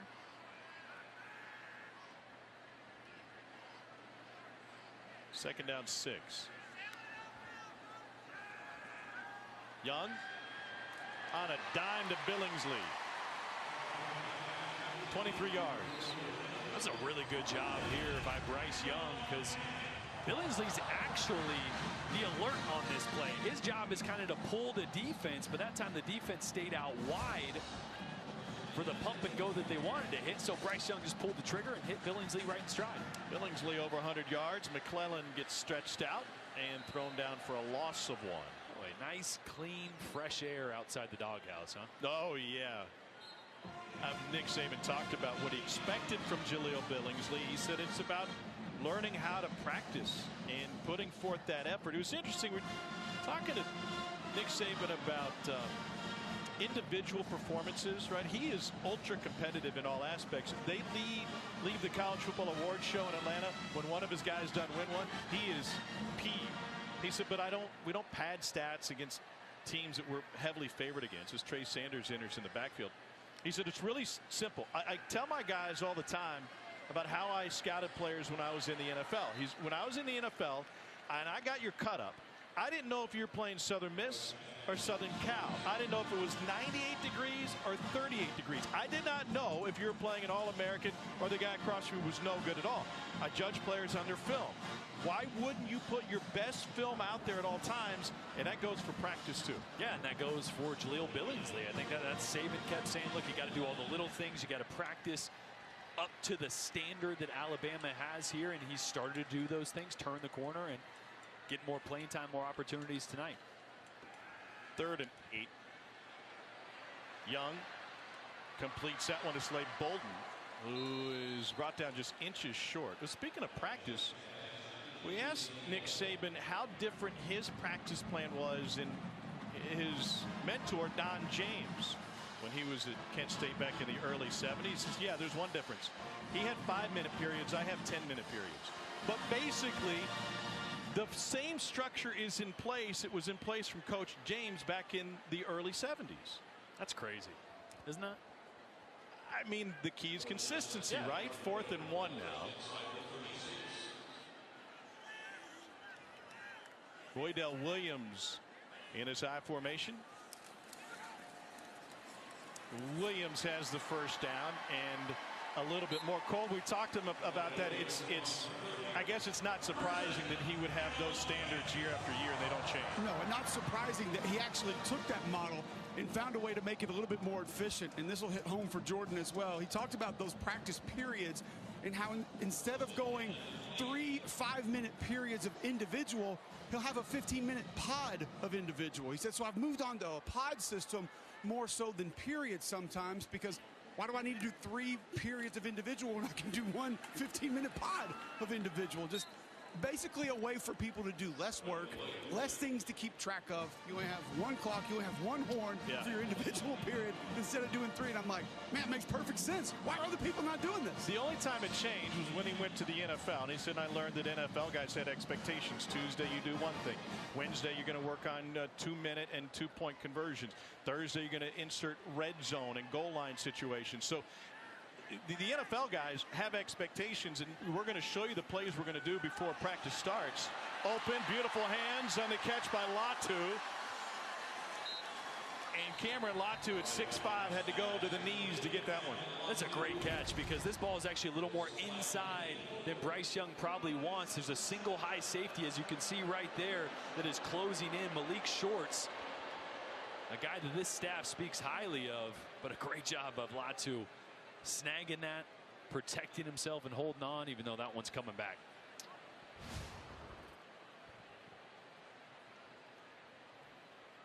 They had a holding call on Chris Owens, the right tackle.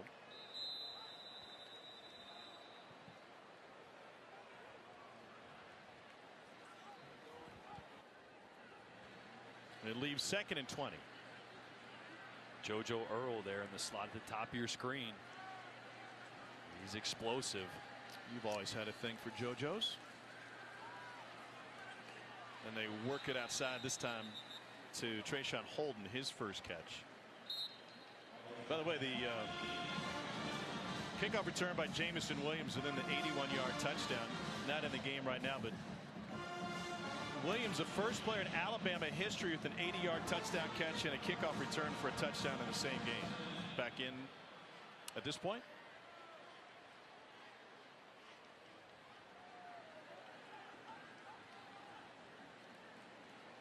When you start throwing out first time ever in Alabama football, you're doing things right. There he is, and it's intercepted off of Williams' hands. Malik Shorts comes up with it. First interception of the year for Bryce Young. He threw 15 touchdown passes before his first pick.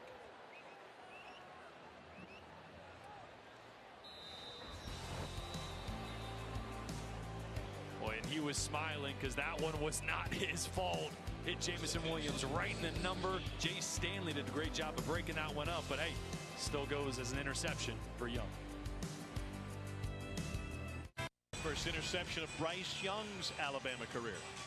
Again, I think I mentioned it a few weeks ago. You know how in baseball they have errors, right? So a pitcher could be pitching a gem, right? Somebody else makes a mistake, doesn't go against him. That's got to be an error on Jameson Williams. I know I'm a quarterback talking, but come on. Hit him right in the numbers. Hit him in the wrong spot. That should not be an interception. I think maybe Jameson didn't want his average to go down for the night. Keys. It's like, what, just a 20-yard touchdown? Yeah, I don't want that. That was a long run for Keys to pick up 8. I love, though, that he was smiling right away. Yeah. You know? And that's the attitude of the kid. And that's why you love him as a person and why I think he's going to be a heck of a quarterback. He's not just talented, but he's got the demeanor and the mindset to be successful in big moments. Nothing is too big for him. Nothing he takes too seriously. And I mean that in a good way. It's not that he's not focused. Yeah. But, man, he is always level-headed, always calm. Cole mentioned this earlier, but I thought it was refreshing to hear him talk about the feedback that he gets. And he said, yeah, I listened to 2 people, and they're both Alabama employees.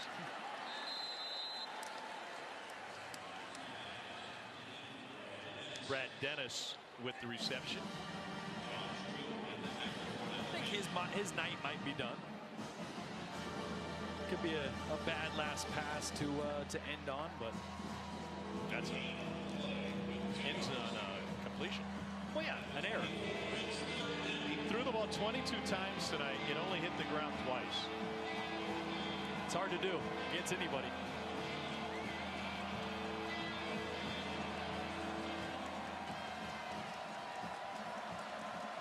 They're down 2 for Southern Miss.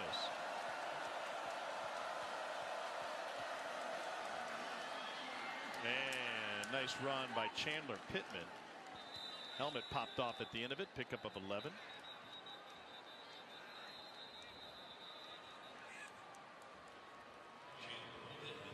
And Tim Smith is slow to get up.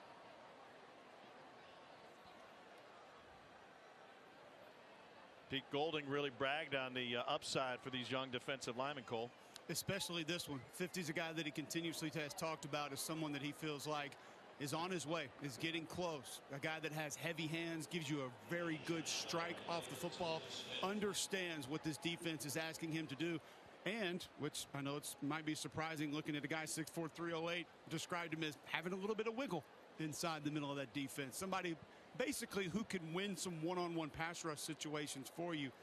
Pete Golding was relying on Tim Smith to become a very important part of this Alabama depth, and looks like he's going to hop up and hopefully be okay as Jeff Allen and that training staff take care of him. Cole, you played offensive line. Can you describe to everybody sitting on the couch right now what heavy hands means? It means when a defensive lineman comes off the ball and he strikes you and he can essentially keep you away from him.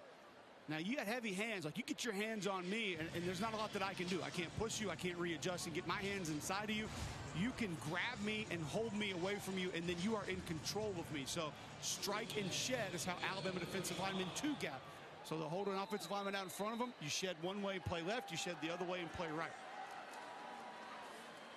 Ty Keys steps up, lobs it down the sideline, incomplete.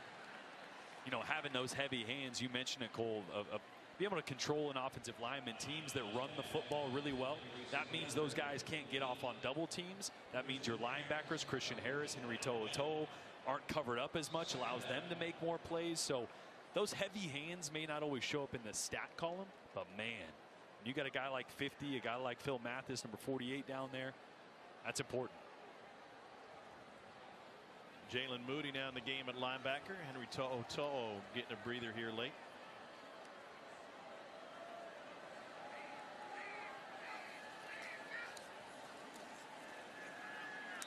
Chandler Pittman, freshman from McGee, Mississippi, picks up a couple. Pittman's another one of those guys, great athlete, was a high school quarterback, got a lot of reps at quarterback this week just in case an emergency situation, but him along with Jason Brownlee, Bailey Brown as well, those are guys that when they hit conference play, they're guys that stand out from an athleticism standpoint in the Conference USA. Obviously tonight, a little outmatched, but guys are going to make some plays for Southern Miss the rest of this year. Move Drew Sanders inside. Keys will take off. He's got a first down run and a slide. 12-yard scramble for the freshman QB. You know, he's had some advantage from an advice of another quarterback that played at his high school that went on to have a great NFL career. That's Jason Campbell, former Auburn quarterback. I talked to Jason today, and he said, yeah, I know Ty. He used to come to my QB camp when he was a little kid. He said he talks to him every now and then, and he did mention that. He said, man, that's tough for him. You guys mentioned that pressure that he had being the quarterback there. Talked about just the great athletes in his family, on both sides of his family, and the pressure that he's had to live up to during his high school career. Mom, renowned basketball star, perhaps the best female basketball player in the history of Smith County. Wanted to go deep and launches it past the line of scrimmage. LeBron Ray was chasing. Will not flag him for intentional grounding. Quarterback was outside the pocket and the ball crossed the line of scrimmage. Second down. Yeah, was outside the pocket. The reason you may be scratching your head, it looks a little weird. Usually as a quarterback you want to throw that to the near sideline. Yeah. Or, you know, those quarterbacks like me that didn't have the biggest arm, right? He's like, no, I'm just going to get it out of there. Keys was recruited by Will Hall to Tulane and originally committed to the Green Wave. Hall got this job, and he's decided to stay closer to home, and he'll scramble on this one. Nick Saban not happy. Keys steps out of bounds at the 33. So the reason that those lanes have been there, and this is why Nick Saban is irritated right now, you start to get some reserve linebackers, reserve defensive linemen in there, rush lane integrity. It's not all about just getting to the quarterback. See 90 get outside of his rush lane there. Yep. You got to stay in your rush lane to make sure that you don't open up big holes, right? The previous run by Ty Keys, there was no one in the middle. Everyone's trying to win with speed on the outside. You lose your rush lane, you leave those big openings for an athletic quarterback. Sanders got taken down on the edge. They go to the left side again. And Frank Gore Jr. taken down. It's a 42-point lead for Alabama. A quarter still to go here in Tuscaloosa.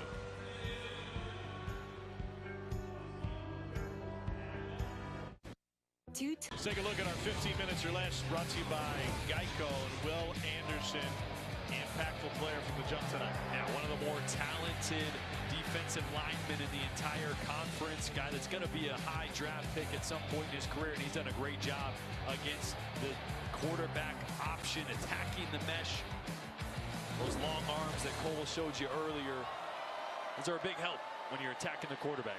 They go with the option again, and Keys gets taken down by Jalen Moody.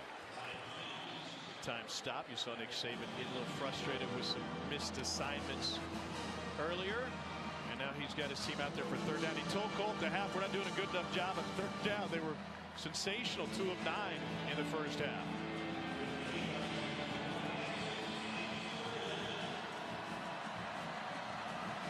Still coaching.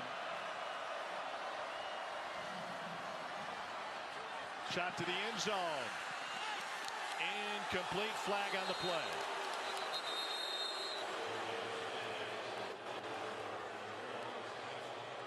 Carry is cast to the intended receiver. On the defense, number 28.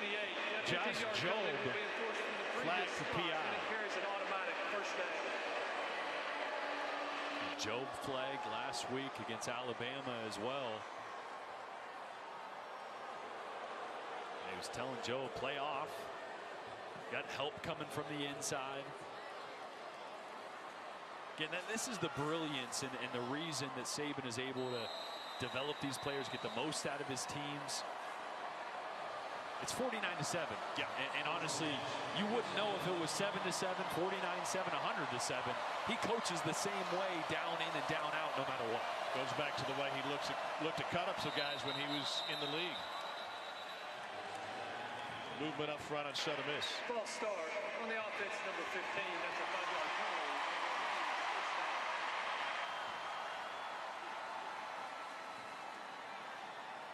And, of course, Nick Saban works with the Alabama defensive backs every day.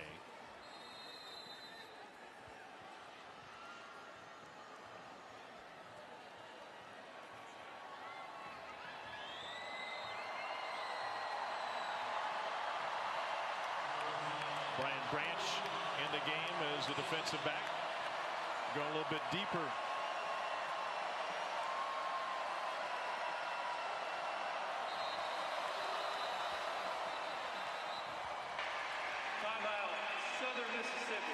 Southern Miss will take a timeout, down by 42. Will Hall says we got to get this moving. He's got a freshman at quarterback, and that freshman at quarterback is playing against perhaps the best of all time to do it, not just in college football, but you put Nick Saban up against the best coaches in sports history, and he can more than hold his own.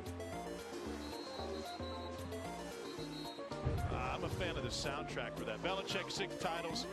Saban's got 7, including 1 at LSU. John Wooden picked up a bunch at UCLA. And there's Phil Jackson. Lakers and Bulls. He's got a few. Look at Bill. Bill looks a little sour. Yeah. Well, Tom is in Tampa, so.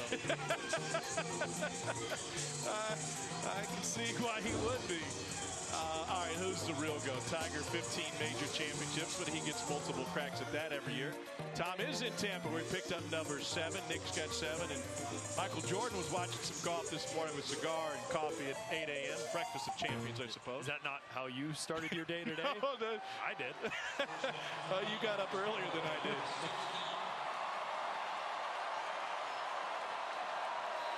Little Debbie and some coffee for Nick this morning.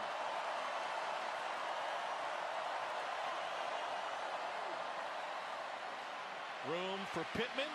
Good blocking on the edge. It's a pickup of 6. Especially down here in the red zone. Keep an eye on Ty Keys and his mobility. It's a nice zone read there. They call it pass play last couple times. Keys scan the field and then takes off and uses his legs. Let's see if Alabama maybe spies him down here in the red zone. Maybe Christian Harris stays in that box, plays with eyes on number 5 here. That's number 8 in red.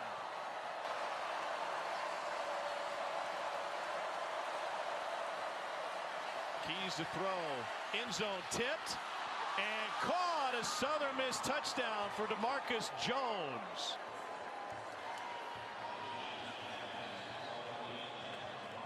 $11-yard carom. And it wasn't Christian Harris. It was actually Jalen Moody who was spying. You can see 42 right here, spying the quarterback. Where is he? Gets his hands on the ball, and just an unfortunate tip right in the direction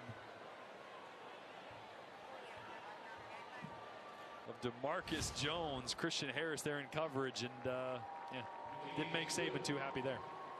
That was a long drive. 12-play, 84-yard drive for Southern Miss early in the 4th quarter. Dari Noka in studio. It's time for our comeback moment, supplemented by, you got it, Aflac. Auburn.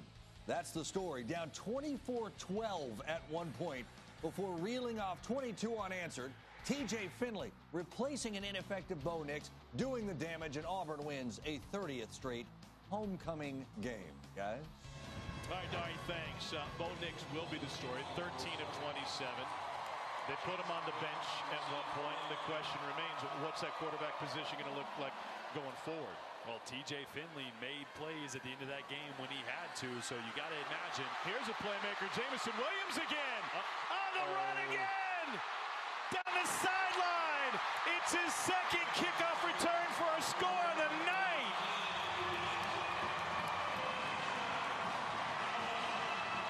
That scores nearly 83 yards after a 100-yard return to open the game.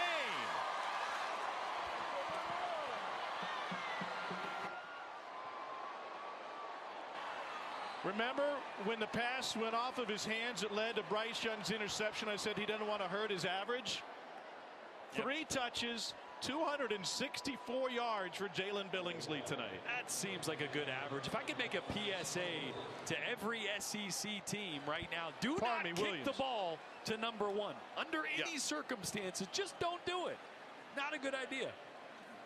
Well, the scouting report on Jamison Williams is that he's faster than Devontae Smith, and that guy ended up with the best hardware in the country last year. Yeah, he's pretty good. One's pretty good, too.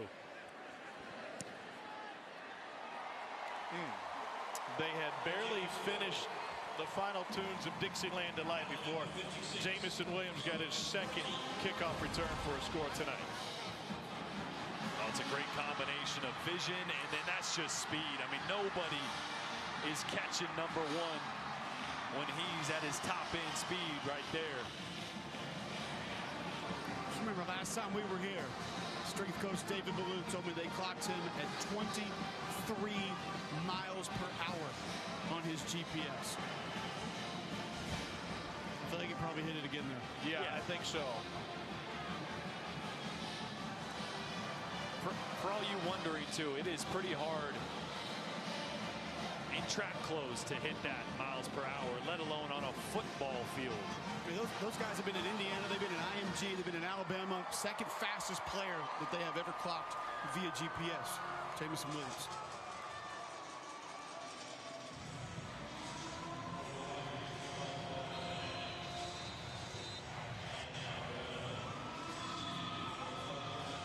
Man, oh man.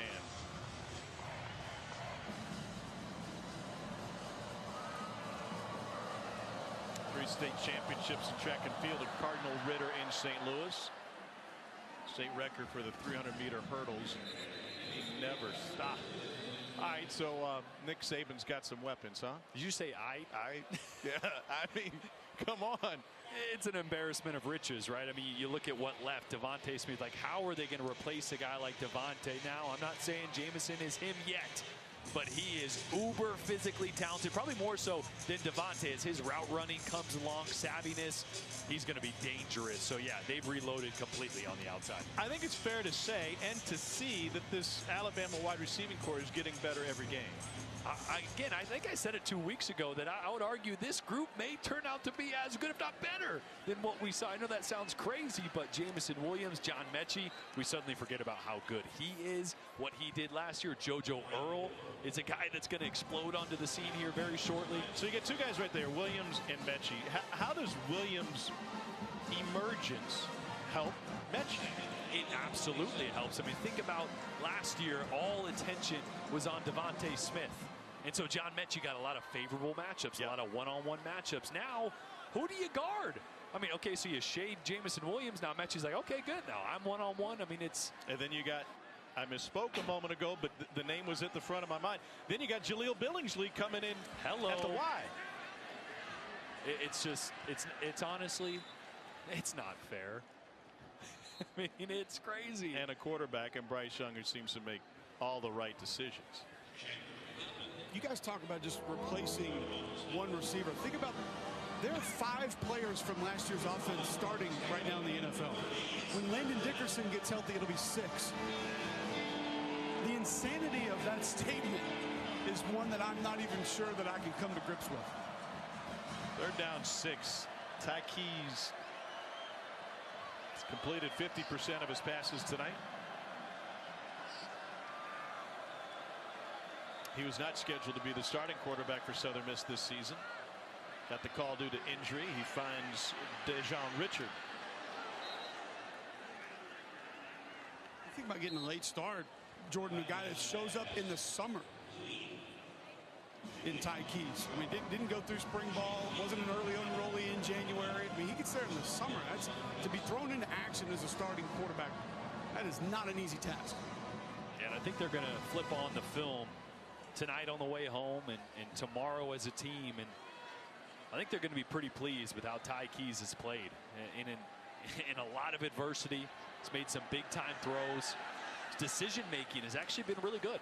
And that was something that struggled a little bit last week in his first start against Troy. He's got a ton of talent. I think he's going to be a heck of a player in Conference USA and a guy that can really help take them to the next level, take that next step as a program. Well, Trey Lowe had been the starting quarterback, West Virginia transfer, whose grandpa was an All-American here at Alabama back in the day. Lowe is out with a foot injury. And it remains to be seen how soon he can return. But Ty Keyes getting some valuable experience here early in the season for Southern Miss. Jamison Williams made some history tonight with 2 kickoff returns for a score.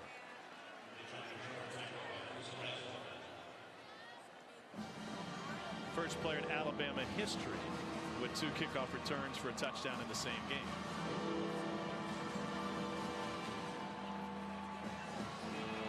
How many times has that even happened anywhere? Like, not very often. Darius Sims did it for Vandy back in 2014. Yeah, I remember that. Baylor had Treston Ebner pull it off last year. But, I mean, just throwing darts and pulling out a guy here or a guy there. 3rd and 8. They got in the backfield in a hurry. It'll turn into no gain. How about the speed off the edge from Jamil Burroughs? Cole 98's not supposed to move like that. No, he's not. And consistency will be the word that comes up when you talk about Burroughs, a guy that just doesn't show up like this all of the time. But that's a nice read. You get an offensive lineman that's pulling, you just track him, follow back behind. Going to take you right into the play. Not sure if that stunt was called. Something Pete Golding's going to have to go back and take a look at, but nice quickness for the 308-pounder. He went after Keyes like Cole goes after Chuck's fish Brussels sprouts. oh my. Oh, boy. Slade Bolden back for a return. It'll be over his head. He'll let it go into the end zone. 49-yard punt. First in Alabama history. Second to have multiple kickoff returns in a career, joining Christian Jones, and he's got 2 in this game. Making Alabama history tonight. 2 kickoff returns for scores. Jordan, I know what you're thinking. You can answer the question. Never before in FBS history has a player had 3 kickoff return touchdowns. You think he'll get another chance? He better not. Nick Saban will lose his mind if he I'll does. be yelling at Southern Miss from up here. Well, yeah, for that reason as well. Like, I don't think they're going to score. But Paul Tyson in the game at quarterback for Alabama.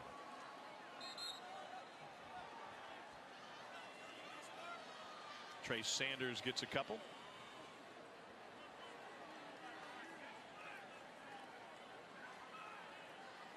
It's some unbelievable numbers put up by Jamison Williams. But it speaks to what Nick Saban told us about opportunities, right? Going back to when he's watching cut-ups of guys at the next level. It doesn't matter who you're playing. Southern Miss or Southern Cal. The NFL guys are going to see that on the cut-up, and they're not going to pay attention to the logo on the other helmet. No, they're going to see executing. Elite speed. Yeah, elite speed, vision. They're going to flip on the offensive plays and see route running. I mean, can I just get this? He needs 2 more receptions to match his career total at Ohio State. Career. It's amazing. It's amazing that he wasn't utilized. He comes here and he's one of the best already.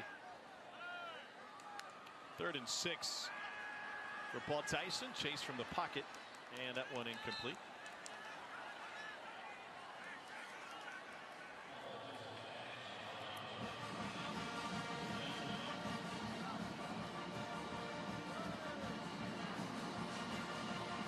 One of the plays that Williams made was finding a spot in a hot route last week, and Bill O'Brien said if you don't know football, you just look at that play between he and Bryce Young, and you don't think much of it. But if you know ball, you know how impressive that one reception was against pressure. Yeah, because the way Alabama does things is very much like the NFL. Bryce Young handles all the protections, and if the defense blitzes, a lot of times that's handled with a hot route, but it's not necessarily built in. It's a side adjust, meaning he and the receiver, and in that case that you're mentioning, last week with Jameson Williams. They got to be on the same page. They've done that already. You know who's on the same page? All of us with our jackets. We'll talk about that after this. Control, Tom Hart, Jordan Rogers, Cole Kubelik down on the field. Cole, it's no mistake that we're wearing plaid tonight, but it looks like you made a wardrobe change during the game. I had to go a little bit extra further. You know, no matter where you go on this campus, I had a chance to talk to Patrick Murphy today. I ran into Nate Oates this morning. Luke Ratlett's name still comes up, better known as Fluff to Alabama fans. And we wanted to just pay a little bit more of a tribute to him, because we know he means so much to so many people, not only around this university, but especially inside that athletic department. Talked to Greg Byrne about him right before the game today as well, and Patrick Murphy said, hey, I got a jacket that I had made especially for him. I want you to try to wear it. And the only thing that I can think of is that Fluff is up there right now looking at this jacket, doing Chris Farley, fat man in a little coat, as I'm wearing this thing right now, laughing at me. The only thing that would be better than this would be an FBI windbreaker, and I couldn't get my hands on one of those. So, Miss Pam, I know you're watching at home. We just wanted to tell you we're thinking about you. We still think about our guy Fluff. We know how much he meant to everybody. And just, we love you, and God bless you. The jacket does beg for you to maybe mix in a salad. Yeah. And I'm just, you know, I'm hearing Fluff's voice in my head. Well, obviously Patrick Murphy hadn't been hitting the curls anytime recently, because my arms are jammed tight in this thing. I think the circulation's being cut off down to my forearms, but he was nice enough to give that to me and let me wear this. Just kind of, he had this made for Fluff, and he said, listen, if you guys are going to do it and you're going to talk about it, you got to sport this thing out there on the field tonight. It was real cool, Murph, to provide. Luke Rattlett passed away this past summer after a bout with COVID, a quick one, and was lost way too early and too quickly. He was, to call him an Alabama superfan would be an understatement. Play clock at 1, and Keys gets it off and fires incomplete.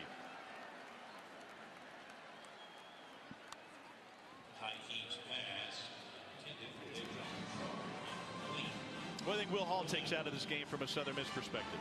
I think you can build a lot off some things they did on both sides of the ball on defense early in this game. That they tackled really well, that they were disruptive with some of their movement up front. Obviously, at the end of the day, Alabama's speed, their recruits, their players are just a little bit better, and that's going to show. But also offensively, I think Ty Keys did some really nice things, moving the pocket, using his legs, a couple decisions. The throws to Grayson Gunter, the tight end, is something you can build off of. So a lot. Ooh, JoJo Earl making it interesting. And he'll get swarmed and go the wrong way. 50-yard punt. Loss of 7 on the return. Gee taking us through. There's Bear. Final home loss came to Southern Miss in 1982. Reggie Collier did the damage. Deep ball grabbed. High point by Javon Baker, and a 34-yard completion from Paul Tyson. Fitting timing, the grandson of Bear Bryant with the completion. Now, really great coverage on the outside, and a good job by Paul Tyson of not trying to lead him, not trying to put that too cute to the sideline. Just throw it up, allow your big-bodied receiver to go up and make a play, and Javon Baker did just that.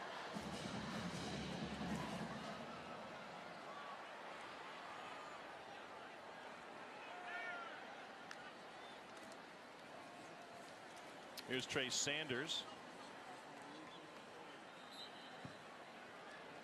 And Trey Sanders has been through a lot, Cole, to get back on the field and contribute. I don't think there's any doubt about it. Suffering that car accident almost a year ago, and just to have to battle back from the things that he did. Certain people telling him they weren't sure if he was ever going to be able to play football again. The resiliency that he showed with Jeff Allen and that strength organization, and obviously the medical staff here at Alabama, to be in this football game right now is remarkable. Pelvis injury, internal injuries to multiple organs. 2nd and 7. Here's Sanders.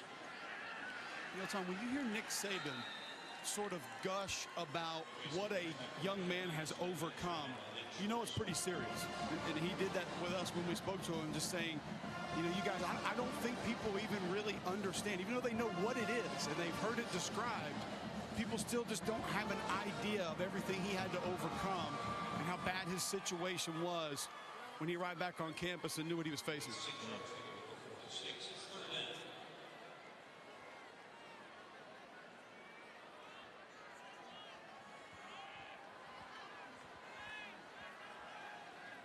Good night running ball for Alabama. Roydell Williams 110 yards. McClellan just 3 yards away from being the second 100-yard rusher. Tyson got hit as he threw. Wide open.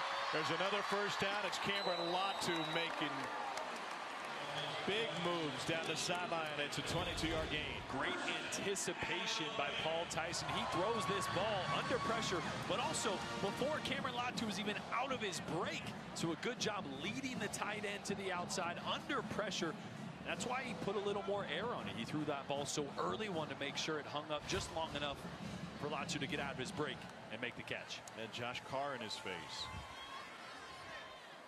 Right now they'll mix it up, and Tyson comes out of the game after taking that shot. And Jalen Milroe in at quarterback. This is what he can do. What did I say down on the field in warmups? I said if 2 gets in, the first time he touches the ball, he might take it to the house. Jalen Milroe might be the fastest, might be the best athlete on this entire team. On the offense, number 75, 10-yard penalty. That's not me saying that. Replay first down.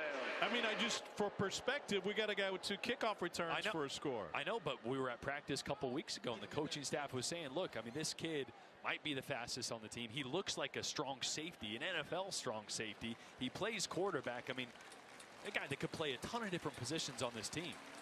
And Cole, we talked to Bill O'Brien about it. His eyes lit up at what Jalen Milroe could possibly do for this program. Well, and he was excited that the playbook's actually expanded. You know, he told us that there are 3 different playbooks for all 3 quarterbacks. And we asked him, has it grown? He said, absolutely. And it was cool to be at practice again Thursday watching Jalen. He sits there behind Bryce Young. He goes through the mesh.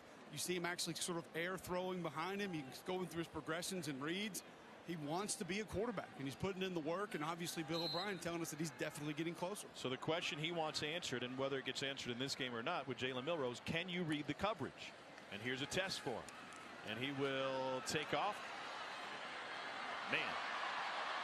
Slides down after a pickup of 3, and that will leave 2nd and long. Well, I'm going to tell you what, when he gets going, he's kind of got that little forward lean when he starts to run. Looks very familiar to another number 2 that played here about 2 decades ago. By the way, note on Bryce Young tonight, he completed 91% of his passes. He'll be the first player in Alabama history to complete 90% of his passes and throw 5 passing touchdowns in 1 game.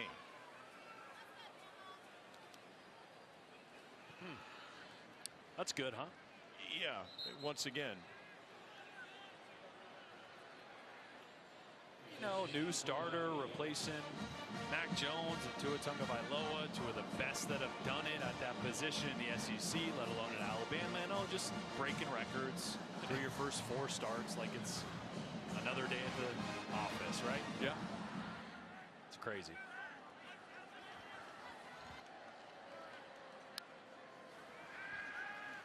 When we talked to O'Brien, and he's going to go deep into the end zone, a flag on the play, and it's caught by Baker.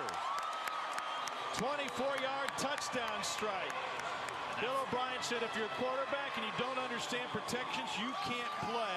He's proven now tonight he can't play. Yeah, had a blitz coming up the middle, understood that it was going to get picked up, and then throws a great dart to the outside to Baker,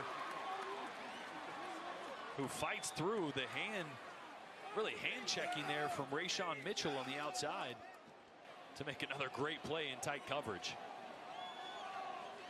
2 big grabs for Javon Baker. First down and a touchdown.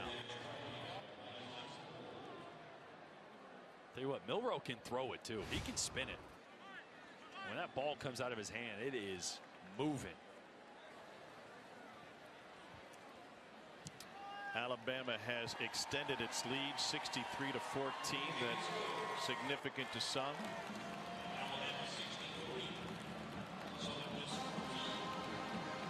And they got a big one on deck. Let's take a look at the road to the championship, brought to you by Mercedes-Benz. Matt Corral and Ole Miss will be here in a week, and he is with a week off. Lane Kiffin out in California, according to his social media. Matt Corral leading the SEC coming in the week in rushing touchdowns. Yeah, I think Matt Corral is the best player in the country right now. He's so dynamic with his legs. He's got incredible arm talent as well. You see the numbers there. Led the nation in total offense last year. He is absolutely a legitimate threat to Alabama. He's thrown a touchdown pass in 15 straight games, third longest behind only Chad Kelly and Eli Manning, and the first player in SEC history with 3 passing touchdowns and 4 rushing touchdowns in a single game. How big is the advantage for Lane Kiffin and Ole Miss to be off this week before Bama next? It's huge. An extra week of film, an extra week of game planning. Think about it, last year it was what, 63-48 I think was the final against Ole Miss. It was something like that, but Ole Miss put up 48 points, gave up a ton obviously, but Ole Miss's offense is as good if not better this year, and Ole Miss's defense is a lot better than it was last year. Well, the defense had to get better. Yeah, absolutely, but it did. Not just lip service to say it got better. That defense, and DJ Dirk and the defense coordinator has them playing at a higher intensity. Schematically, they're better. So what are your expectations? Ole Miss comes in here, afternoon game next week after a week off, and Lane Kiffin may be the best play caller in college football. Yeah, I expect a barn burner. I expect a lot of points. I expect Alabama and Bryce Young are going to have to go blow for blow. And the first really big mistake on defense or big turnover, I think, is really going to change the game. How pumped up is Lane going to be to come in here? Oh, are you kidding? He lives for it. He's probably already got 3 or 4 tweets in his drafts right now, just waiting to get fired up. You know, he's on the plane out to L.A., probably firing up a few sarcastic jabs or something like that, you know. Bill O'Brien referenced Lane Kiffin this week when we met with him. And I asked him, you're out of college football for a while. He said, yeah, the 7 years I was out of college football, a lot has changed. He said, but I kept track of the game through draft prep, and I saw what guys like Lane and Hugh Freeze and Sark were doing. He said, when I was at Penn State, we could run the ball 35 times a game and win. Everybody in the Big Ten played cover 4. Brett Bielema was at Wisconsin. It was a running league, and now Lane Kiffin comes in to Nick Saban's program. They decide to rehaul the entire offensive attack, and what college football turns into a copycat league too, right? And now all of a sudden everybody going more up-tempo, and Bill O'Brien took note of that. More up-tempo, and I think one of the staples of Lane Kiffin, Ole Miss, and also let's not forget Jeff Levy calling a majority of the plays as well, is an unbelievable play caller. The staple is a lot of misdirection and eye candy pre-snap, at the snap, and that is one thing that Alabama and the linebackers did struggle with, some of the movement across the formation last week from Florida. So that's something they're going to have to get shored up, because Ole Miss will bring a lot of it next week. I want to talk about Alabama's defensive presence in a moment, especially next week with as many plays as Ole Miss is going to run. But Bill O'Brien said, I don't mean this in an egotistical way, but when I was coaching at Penn State, I didn't really need a call sheet. Yeah. They weren't going to be multiple defensively, so whatever I had, I knew already what was going to work and what wasn't. You face more diverse defenses. Now all of a sudden, all right, we got to go down the list and find what's really going to work. All right, we got to have answers, right? Yeah. And that's what has changed so much in college football from really when Bill O'Brien, as you mentioned, was at Penn State to now, both defensively and offensively. The tempo is faster, but it used to be when the tempo was fast, things got simpler. Right. It's not that case, you know, anymore. People have caught up to the tempo. That's normal now, so you're able to be more exotic and more diverse on both sides of the ball with the pace still going fast, and that's what Ole Miss will do next week. Nick Saban instructed JoJo Earle to take a fair catch on this punt. Won't get a chance to do that. Alabama will take a knee in a moment.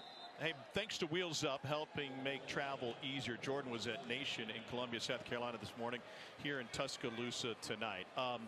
Speaking of tempo and plays, Cole, has this Alabama defense shown you that they can be out there for a high number of plays against Ole Miss next week, especially the front? I don't know if we learned that necessarily tonight, Tom, but I do think you had a chance to work your depth a little bit more. Find a few more bodies that can go give you 5 reps, 8 reps in that game, because you went 72 snaps against Florida. I know it was hot. I know it was a different environment. But you were gassed out a little bit in the fourth quarter of that game. I would be concerned about that. Now, is the weather going to be a little bit cooler? Maybe. Still going to be a 2:30 game. And you're going to be talking about a team that wants to run 100 plays in that game. So some of the depth, some of the bodies that got in tonight might have to play a critical role in that game against Ole Miss next week. By the way, I know it's still early in the season. We'll just be into October, but that could be a Heisman-defining game between the 2 Heisman favorites next Saturday afternoon. Alabama took care of business in more ways than one tonight. Nick Saban's team got multiple kickoff returns, for a touchdown from Jameson Williams, including the opening kickoff of the game. They put up 63 points, including 42 in the first half. Bryce Young completes 91% of his passes, 5 touchdowns and a pick. He threw for 313. Roydell Williams ran for 100 yards. They held Southern Miss to just 82 rushing yards. A lot to like about this game for Alabama, which could serve as a tune-up. Cole is standing by with Nick Saban. Coach Saban, you weren't necessarily pleased with your team's effort in the first half. Did you feel like they improved in the second half? No, I thought we played a good game today. I thought we played with intensity the whole game. We played with good energy, which is what we were trying to, do in this game. Doesn't matter who you play. It was really about us and how we played and how we improved as a team. So I thought we did a lot of good things in this game, so hopefully we can build on it. Specifically execution on defense. Did you see more of what you wanted to see in this game as opposed to maybe last week? Well, they did a lot of stuff we didn't practice, all that orbit motion and getting in two-back, kind of option type stuff. I thought our players did a pretty good job of adjusting to it. We messed it up a couple times in the first half, but in the second half, I think we played a little bit better. Coach, I just want to commend you. You've done an excellent job coaching up Jameson Williams in the return game. How do you do that? Well, we don't have to coach him much. We just do a good job of blocking. All right, so it does help when we do a good job of executing. So we thought they over squeezed a lot, so we bounced to the field in the first play of the game, and he ran for a touchdown. So, he's an electrifying player, and he made a lot of good plays in this game. Thank you, Coach. All right, thank you. Nick Saban confirming nothing happens by accident around this program. They saw the look. They got it. He started off 7-0. They never stopped. That's the story from here. Dari, it's all to you.